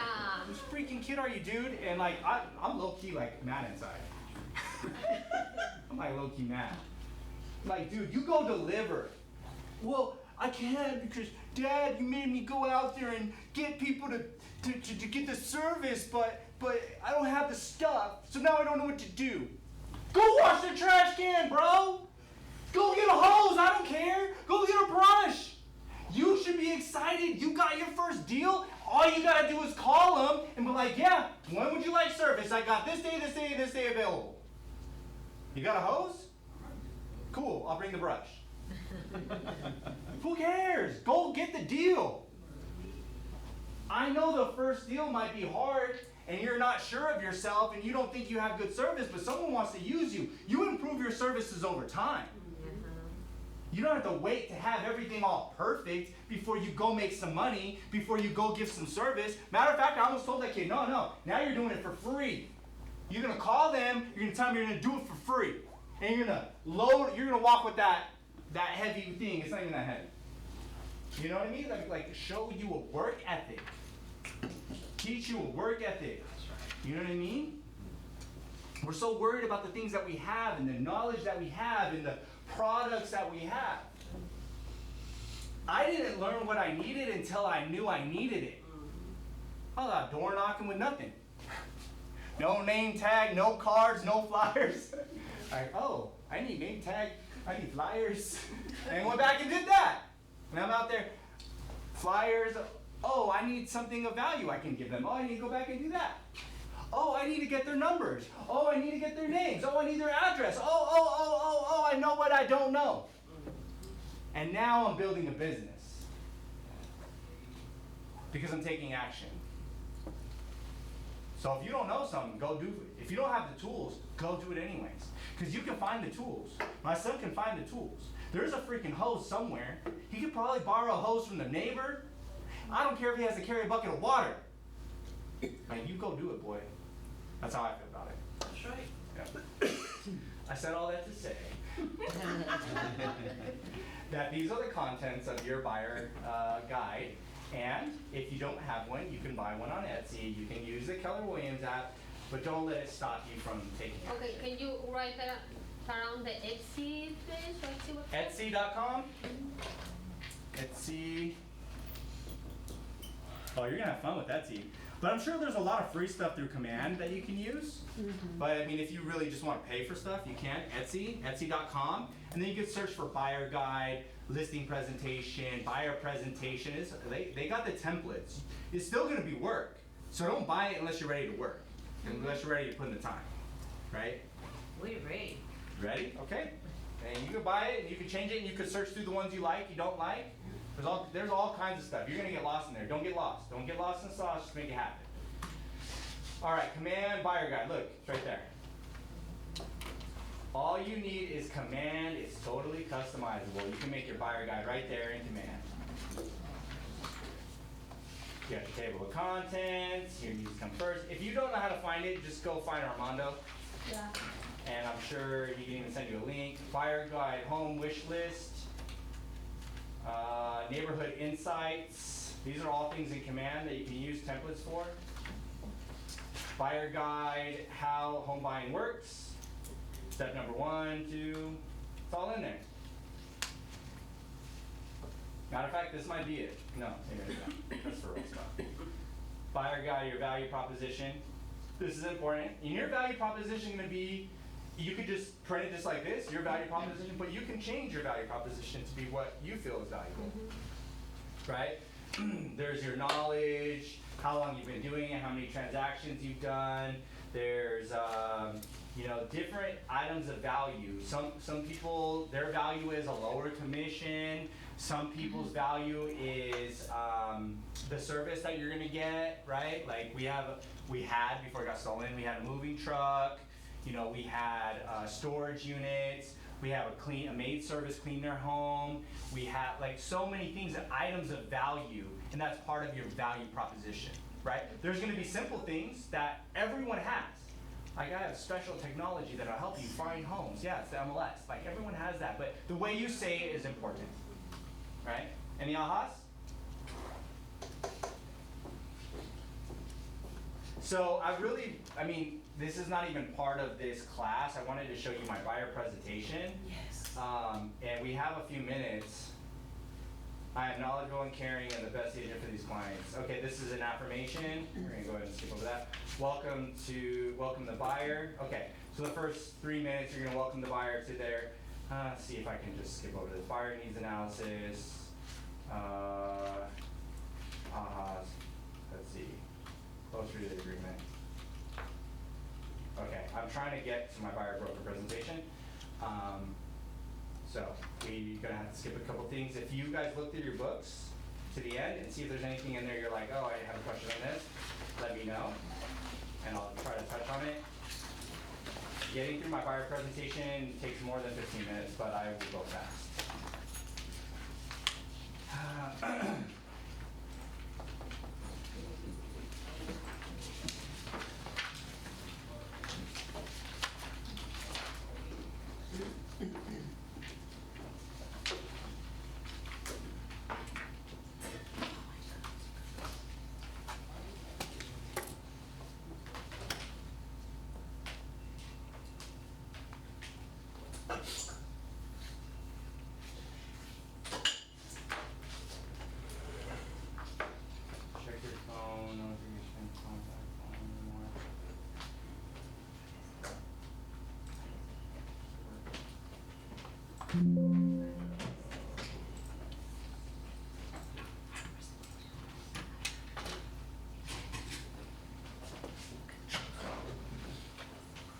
By the way, I have not done a buyer presentation in a really long time.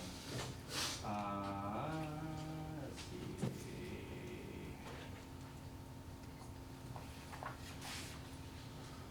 I don't even think I have one for myself anymore.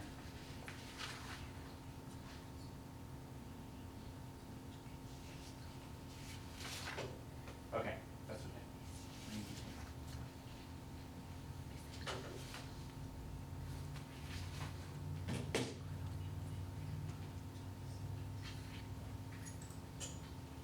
Okay, I'm gonna try to do this really fast. So we're gonna kind of skip some stuff.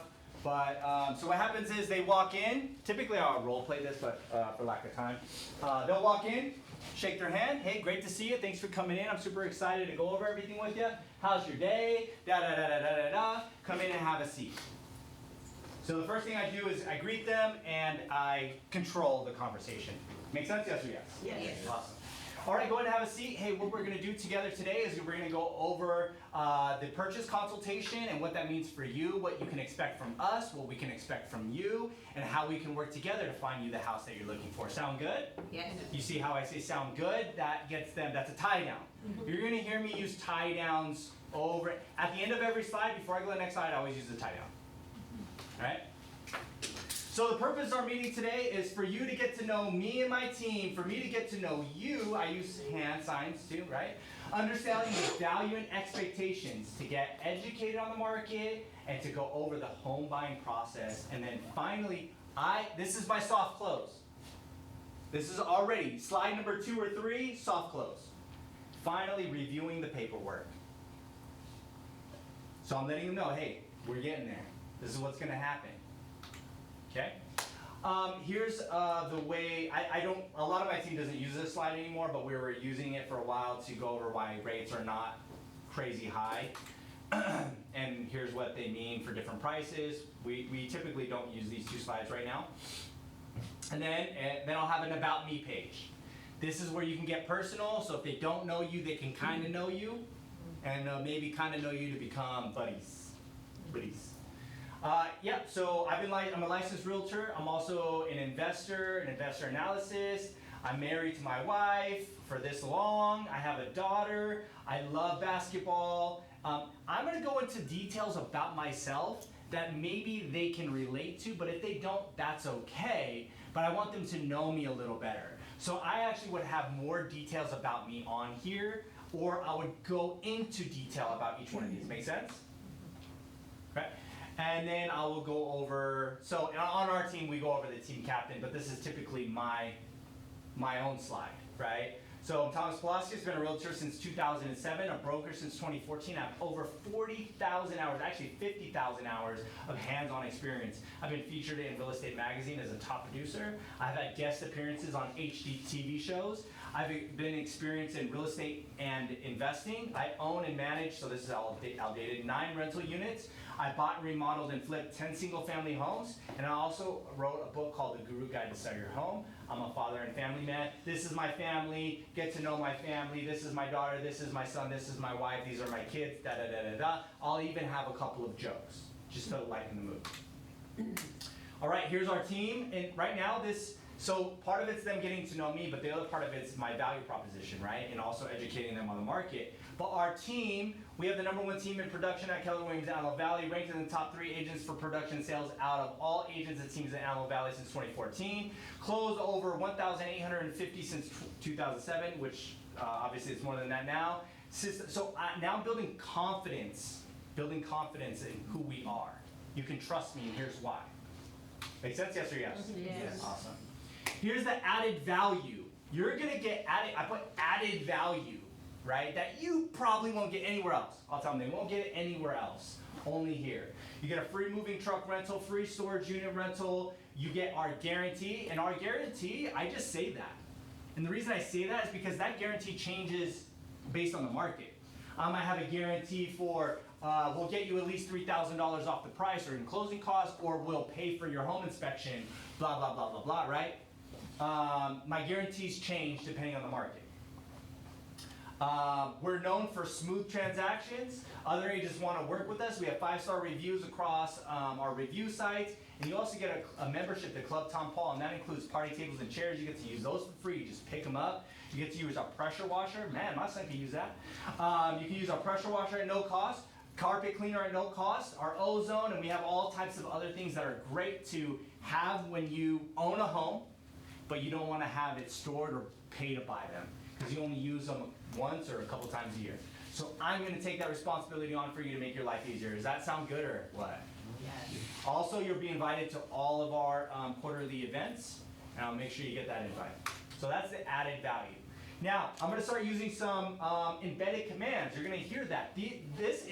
made to have embedded commands in it. It's made to have a certain language and a way of speaking. I have people that never done a buyer broker presentation, practice it maybe 2 or 3 times without anyone, go and nail it with their buyer, right? Just freaking nail it, because it's set up that way. It's easy. It's working. I don't know if working at McDonald's is easy, but it's all right there. They can train you, teach you how to make it so simple to get them to sign the buyer broker agreement. So I say, hey, there are 2 key factors we need to know for buying a home. One is your motivation to buy a home. That's all this slide is really for. This slide is only for me to say, buy a home. That's why it's there. It's for me to have an embedded command, right? And then I'll have the method of financing a home, right? Okay, now we have our pre-qualification process. We have our questionnaire, right? So I have my questionnaire built right into my system, so that way I can either do the Google form or the PDF form, and I'll go over all these questions. Now I'm not going to go over all these questions with you. It's pretty simple, but I will show you a couple things. This is, again, embedded command after embedded command. Do you want to buy a home? And they usually say yes. Sometimes they say maybe. I've never had anyone say no. If everything makes sense to you today, is there anything holding you back from getting the ball rolling? Not really embedded command, but it's kind of a soft close, right? What's the max payment that you would be? I say comfortable. I say comfortable. I say confident. The words that you use matter, right? What is something that we were talking about earlier? Fear in the process. Confidence. Anxiety. So what do I say? I say, what payment would you be comfortable with? Comfortable. You're all getting a little more comfortable, by the way, the more I say comfortable. You're getting sleepy, very sleepy. Confident.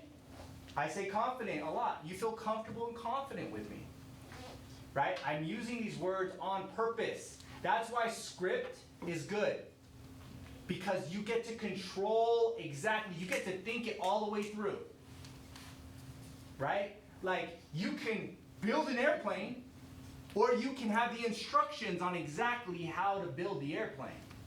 I don't know about you, but I need the instructions, right? I need to follow the script. You know all about that, right? Have you talked to a lender? If yes, how much did you qualify for? How much you have saved for a down payment? What are the areas you're interested in? So this is all pre-qualifying. We're finding out what's important to them. This is the motivation. This is the stuff I'm going to use to help them get ready to buy a home and get them excited. I'm just going to use their excitement to make them excited. Have you seen any homes you like? If yes, can you describe them to me? How many bedrooms? What's important to you about that many bedrooms? How many bathrooms? What's important to you about that many bathrooms? What year built range is important to you and why? What other features are important to you about the home and why? Let's see. Oh, here we go, another embedded command. Are there any other people that need to see the home before you make a decision to buy? And I literally will, you'll hear sometimes, when I practice especially, when I practice, I'm like, you hear my downswings, you hear my embedded commands, because then when I do it in person, I just lighten it up a tad bit, but I still do the pause. I still do the downswing. So when you exaggerate the practice, okay? If you saw the perfect home today, would you be ready to make a decision today? My embedded command is be ready to make a decision today. Be ready to make a decision today, right? I'm telling them, be ready today. Let's make this happen today. But I use it in a question. What days and times would be the best for you to see homes? Let's see, sell a home before you need to buy a home. Here we go again. Are you already starting to feel comfortable and confident that we can work together? And there's an embedded command. We can work together, and I'll do the head nodding, and find you the right house. They always say yes. No one's ever told me no on this. Okay, are you ready to hear about the step-by-step plan? Yes, cool, done. Here's the step-by-step plan. Step number 1, we're gonna have an agent consultation about your needs and what you need in a home, what you're looking for, what's important to you. Guess what? Congratulations, after we finish here today, you've already finished step number 1. Step number 2 is financing. So you were talking about financing earlier, Celia. So there's 2 ways I can do financing. I can have my lender there, and I used to do that a lot. I would have my lender right there, answer any lender questions. He would come in right behind me. I'll talk to him, hey, all this stuff, get them ready, sign the buyer broker. Lender's gonna come in right behind me. And they're gonna tie this stuff down. And a lot of times what I like to do is I like to send this before they even come to the buyer broker appointment, right? Because it says on the right-hand side exactly what they need to start the process to get qualified. And it looks pretty simple. 2 years tax returns, W-2s, 1099s, 1-month paycheck stubs, 2 months bank statements, or if you're self-employed, year-to-date profit and loss statement. So I'll send them a screenshot, I'll text them, these are the things you need to bring with you, or get them prepped, or what have you. If they don't have them ready yet, that's okay, I still want to have the appointment. So step number 2 is you're going to talk to a lender, and you're going to actually be able to handle step number 2 before the meeting's up today as well. Identify the type of financing. You're going to go through the application process, and we need to see, are you going to go conventional, FHA, VA, USDA, or cash? So the lender's going to help you out with that, and because I know your situation, most likely you will get this type of financing. I will explain to you what the down payment looks like on each one of these loans. The lender will help you find out what down payment you need. And of course, there's also buyer's closing costs. These are all the things you need to know and prep for. So I'm building their confidence because I know when they don't know. Half of the time, 50% of the time, they do not know. We're getting them to know. Make sense? Yes or yes? Yes. Awesome. Step number 3 is your home search. We have an automated email system. We also have an app you can download. And you guys, I'm going through these quick. This is not exactly how I do it, but I want to give you an idea. Other sites like Realtor.com, Zillow, Homes.com, and all those other sites are resources for you to look for homes as well. I don't discriminate on the other websites. I do think Realtor.com is probably one of the best ones. And make sure you send it to me so we can vet it to make sure it's still active, available, so on and so forth. They don't always update their system. And our team, we list at least 10 houses a month, and a lot of times we sell them before they even hit the market. So if you want to potentially get into one of those homes before it hits the market, well, guess what? You have a great team backing you up on that, right? And you guys can say that about yourselves too, because you have a huge office of agents that are bringing deals to the table, right? So make sure you let them know. I have off-market homes that might fit your criteria. I will reach out to you because I'm going to filter through all the off-market homes, and as soon as one is right for you, I'm going to let you know. Our network, we have hundreds of agents we network with. Builders also, and I let them know about builders right away. Hey, if you go to a new home, you need to let them know. It's a little different now because you have a buyer broker representation. I always had one. A lot of you probably didn't at first, and now you're doing it. But I let them know, hey, if you go to a new builder, you need to let them know you're working with an agent, and they're going to represent you, so on and so forth. Right? So I prep them. That's step number 3. And then I say, does that make sense? Yeah. Yes. And then move on to the next slide. Step number 4 is going to be viewing the homes. We're going to, after we find the homes, we're going to look at the homes. We're going to pick 5 to 10 of your favorite homes and send it. You're going to pick 5 to 10 of your favorite homes, send it to me so I can schedule it for viewings. Right? So I already limit them. I'm like 5 to 10 homes. I don't care if they send me 20 and they want to see all of them, but when I'm presenting, I'm going to set a standard, an expectation, right? I don't want to show you 20 homes. I don't say that. I say, well, here's how it works. You send me a couple homes, we go look at them, right? During the showing, you're going to tell me what you like and what you don't like about the house. You're going to rate each home on a scale from 1 to 10. And then I let them know, if it's not a 10, I'm going to ask you, what would have to change about the home to make it a 10? I'm going to ask them that. And if they say, Thomas, it's a 6 because it has red or green carpet, I'll say, great, fantastic. That's something we can change. We can make that happen. This looks like a house we can make happen. If you say, well, it backs up to the backyard backs up to a freeway, I'm going to say, can't change that, right? So out of that scale from 1 to 10, 6 to 10, I'm going to go, okay, can we change to make this a 10? Can it be changeable? Can it happen? Or if not, then we'll move on. But if it's anywhere like 7, 8, 9, and 10, I'm probably going to just ask them to make an offer. I'm going to talk to them about making an offer, right? And then I'll let them know that. After showings, you're gonna decide, here we go. After showings, you're going to decide which homes were your favorites and decide which homes to make offers on. So I'm telling them right up front. I know, I was really scared about telling. I would show houses and then, all right, see you later, have a good day. That's it. That's what I used to do. I didn't say, all right, let's make offers. I was like, all right, bye. I didn't even say like, call you later. I was just like, okay. Call me. And I'm like, man, I don't know why I can't sell any houses. Like, what's happening? Oh, like, I'm not telling them, I'm not asking them, I'm not guiding them to make an offer. Why would they make an offer with me either? Because I'm not confident enough to get them to make an offer. I want an agent that's gonna be like, hey, are you ready to make an offer? Let's make an offer. Here's how we make the offer. Right? I would leave an agent for that. I'm like, oh, that agent just didn't seem like he knew what he was doing. Right? It's not pushy, it's confidence. All right, step number 5. We're going a little over, guys. Is that okay? Yes. Yeah. All right. Step number 5, offer and acceptance. So after we find the home, we're going to make an offer, and we're going to work on getting that offer accepted. Now, it's not often that the very first offer that you make gets accepted. I prepare them for that, and then I'll let them know. The best thing to do is be open to look at more homes and not get too emotional about one of the homes before it's accepted. What happens is people get so emotional on the offer, they want to make it a low offer. They're going to make a horrible offer. But then when it doesn't get accepted, they're mad at you. Right? So I let them know, hey, we're going to make offers. It's common that the first offer you make doesn't get accepted. Sometimes it takes 1 to 5 offers to get accepted.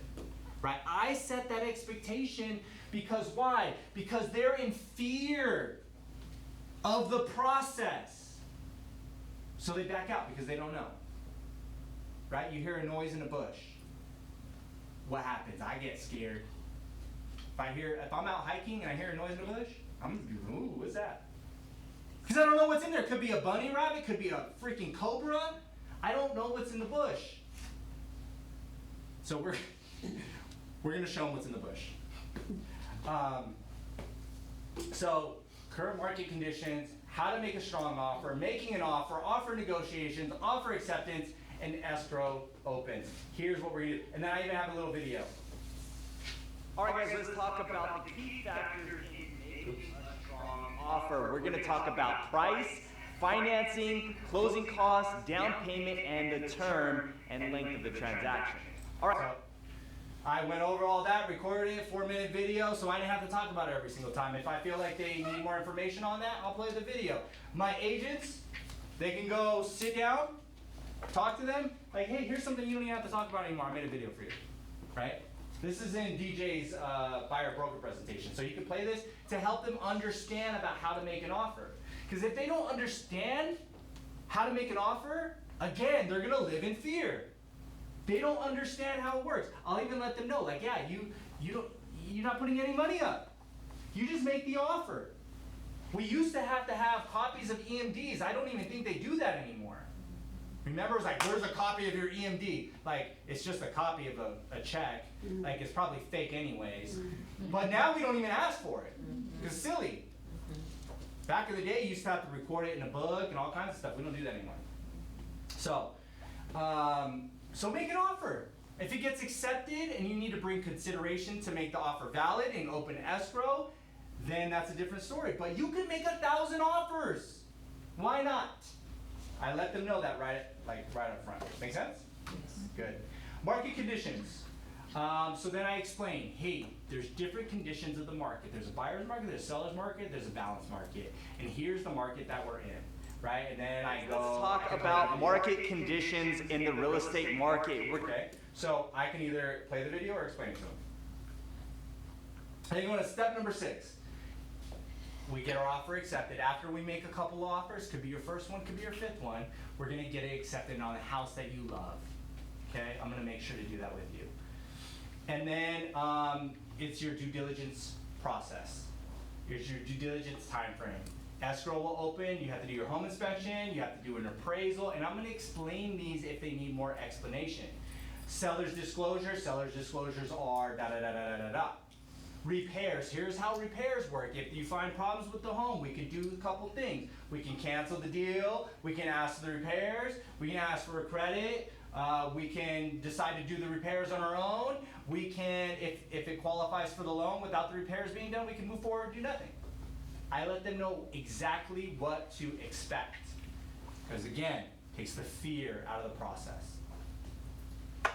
And then contingency removals. And step number 7 actually runs at the same time, and that's the escrow process. Escrow process will run simultaneously as your due diligence period. And during this time, you're going to be submitting your deposit to escrow. Typically, it's going to be at least 1% of the purchase price. So if it's a $500,000 home, the minimum deposit typically is $5,000. Now, the higher the deposit, the stronger your offer. You're going to sign your escrow documents, you're going to sign your lender paperwork, you're going to bring in your down payment towards the end, and the lender's going to fund the loan. You do your final walkthrough, and right before that, you're going to do your final walkthrough, right? And then during this process, this is our transaction coordinator, our office admin. Marissa does this, this, and this, and here's the other people that are going to be involved. So someone said earlier, like, oh, they don't know the lender. Well, if you're using the same lender every time on every deal, you need to put them in your presentation. You need to put a picture of them with their dog, their family. This is the lender. This is who they are. This is the church they go to. This is the clubs they're in. This is the whatever. So they can feel more comfortable and confident in that lender if it's the same one every single time, right? If you have 3 different ones, you can figure out a way, what have you, right? But what I'm doing is I'm introducing them to someone that's going to be there more than I'm there. And I go, hey, this is why this person is so amazing. As soon as we open escrow, it's out of my hands, it's in hers, and she's the bomb. She's going to do this and this and this and this for you. It's going to be great. You're going to love it.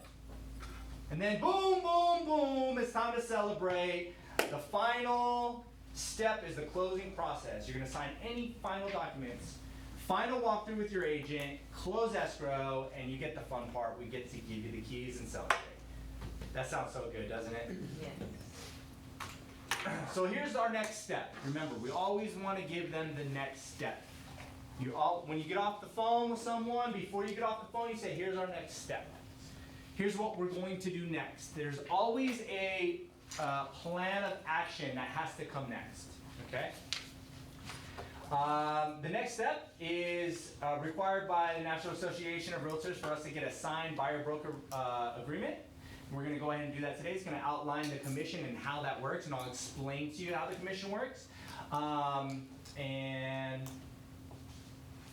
so some of this, I could read it, sometimes I won't. You can have it up there to remind yourself. I think this is what we had in the very beginning of it all, but I don't know if it's we changed it at all. And then step number 2 is we'll negotiate your offer with the seller, which will include the purchase price and include. This is how I explain the commission side of it, right? So I'm going to negotiate your offer for you. I'm going to negotiate the price of the home. I'm going to negotiate the time frame we're going to close. I'm going to negotiate the closing costs. I'm going to negotiate any repairs. I'm going to negotiate my buyer's compensation, my buyer's agent compensation, and all the costs and expenses. All of this is part of the negotiation process. And then, so I make it simple. Then I get the listing agreement, the buyer agent agreement, and I flip it around.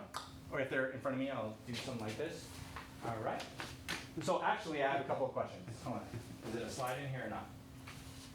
So then I'll say, hey, so you're still excited about buying a home, yes? Yes, absolutely. Awesome. So let's get started on the paperwork real quick. I just need you to sign right here.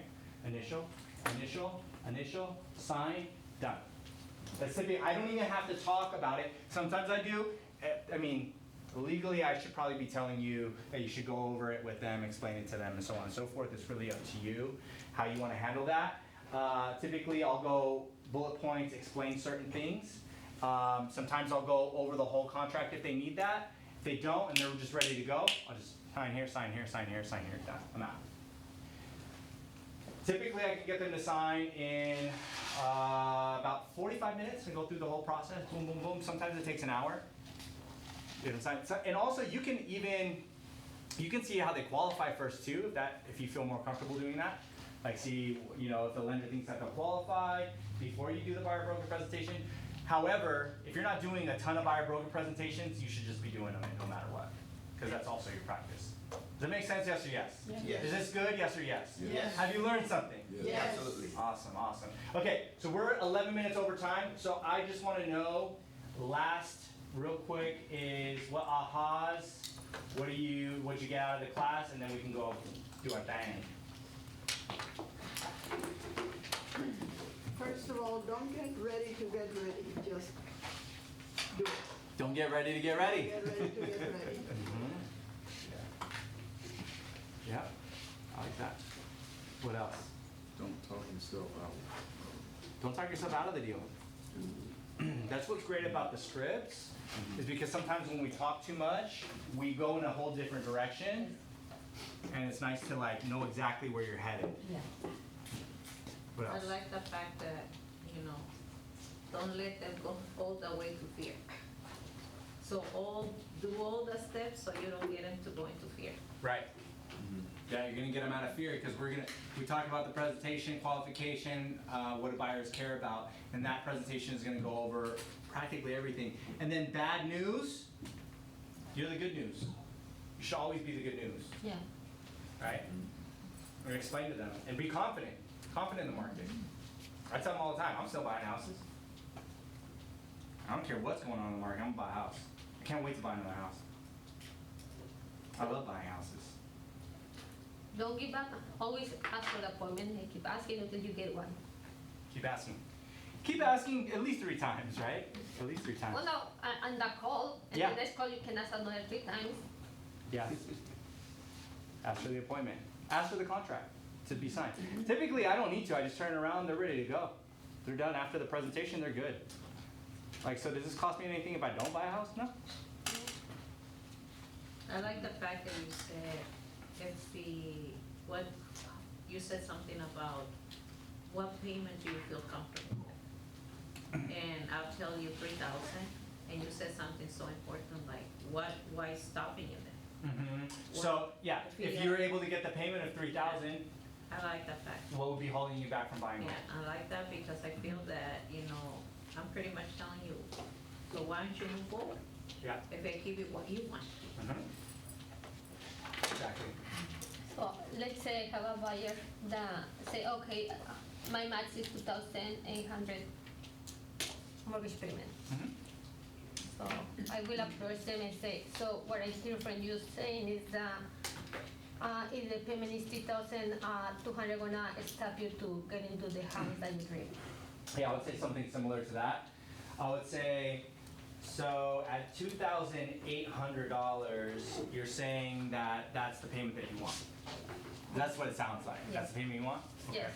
Now, if the house checks off all the boxes, has everything you want, would you go up to 3,200?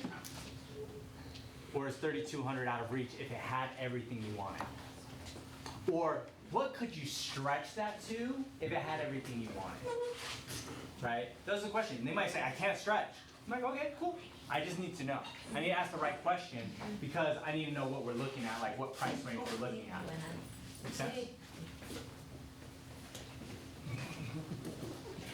I remember the April. After that, call my son. He might clean that trash can for you. All right, guys, that's all we got. Any other questions before you happy right now? No. But do you have any other questions? What questions do you have? Is that good? Yes or yes? Yes. How do we close this out, Armando? I'm gonna close it. I'm gonna take over now for command, guys. So if you guys are gonna hang around and want to know how to add a video to your landing pages for your listing, hang around, okay? Yes, yes. Awesome. Are you bringing lunch? I will soon. Thank you, guys. Appreciate it.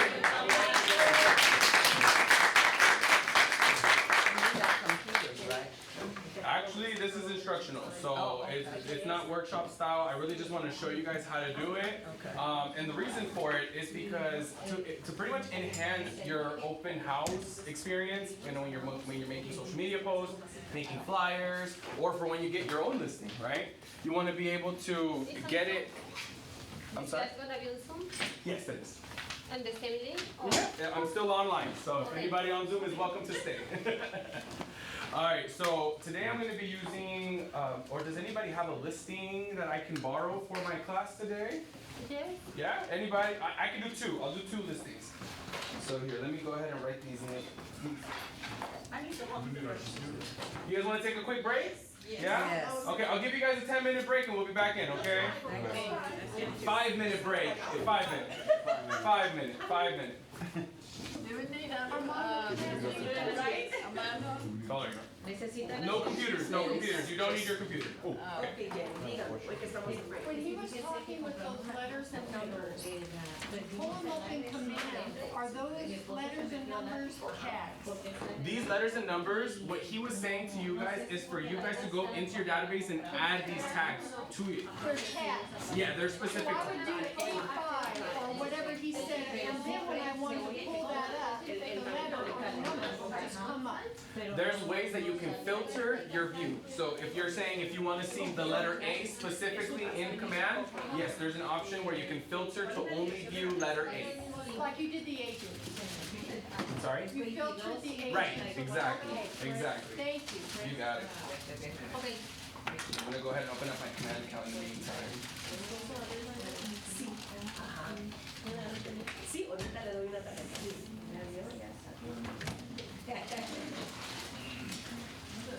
56. 22, 56. 56, 54. 56, 54. No, 56, ¿cuánto vale? 44. Press right. Press drive. Oh, or you know what? I'm actually sending you Thomas's listing because I need the video. Ok, entonces, lo que podemos hacer es darle la cita. La podemos hacer ahora. ¿Qué sería buen horario para Si usted? no hay nadie allá que no pudiera, que usted dígame a mí para yo ir a encontrar a su esposo. Ok, Es el señor que se siente, no sé si es. prometido. Ah, Ajá, y ella es la hija de él. oh, Ajá, y me I sale have más another bonito. question. On the listing of buyers presentation and command, Yes. is that in, Para Design. que Alex vaya para in allá. designs in the command website? But yeah, so for you, I know that Thomas had mentioned to you guys about the listing presentations and stuff that are featured in command. The way that you access them, if you take a look at the screen, Okay, you're gonna go to the tab that says Designs. okay. In the Design tab, if you click it, it's gonna open up this little menu on the right-hand side. You're gonna click the Create Design option, Print. Oh shoot, sorry, Zoom can't see. Sorry. You'll click here on the left-hand side, Design. okay, okay. You'll move into Create a Design, Print. You click Next. It'll move you into the template library. Porque como no hay nadie ahí, y yo tengo que ir a And on the left-hand side here Sorry, under. can we start it? No, I'm just starting something else. I'm sidebarring right now. You guys we're not started yet. On the left-hand side here under Listing, Entonces, si no puedo. it's gonna say Listing Presentation right here. Okay, no hay nadie ahí. Sí, porque- And here is a variety of the few that you can customize yourself, okay? Y como les digo, la casa fue- And under Buyer, if you go Are under Buyer. those the whole Entonces, yo no sé presentation? si- Yeah, so if you click Use, you'll be able to open them up. If you notice here, if you hover over them, it's showing you page by page what's featured inside of this listing presentation. Oh, okay, thank you. All right? And then also there's, under Buyer, there is the Buyer presentation. Okay. All right? Oh, Alright. awesome, thank you. No Ahora problem. te enseñan cómo hacer eso. All right, so I'm gonna borrow Thomas's listing, and for the reason why is because of what I'm gonna do and how I'm gonna do it. So, thank you guys for being here today, first and foremost. What did you guys think about Ignite? Awesome. Yeah? Was that an eventful one? Yes. Well, I hope you guys are here tomorrow, because now he's gonna tackle the sellers. Tom again? So, Thomas again. I wasn't supposed to tell you, but hey. Hey. You gave us a script. I did. Tomorrow's when the seller. So tomorrow you're gonna learn about refining your listing presentation, defining your value, and pretty much what you're gonna do for these people when they come to you and they want you to list their house. You got this side of it today, so let's not miss piece number 2. Okay, so I really hope you guys are out here tomorrow. Yes. All right, y'all. Well, last week we actually covered our websites. You guys all have Keller Williams websites that you don't have to pay for because they're included in your fee with being with our office. If you don't know where to find them, when you sign into command right here on the left-hand tab here, you're gonna scroll down to the very last option and click websites. By show of hands, does anybody not know where your website is? I don't even know what I did today. Yeah, so command, once you sign into your command platform, it looks like this, right?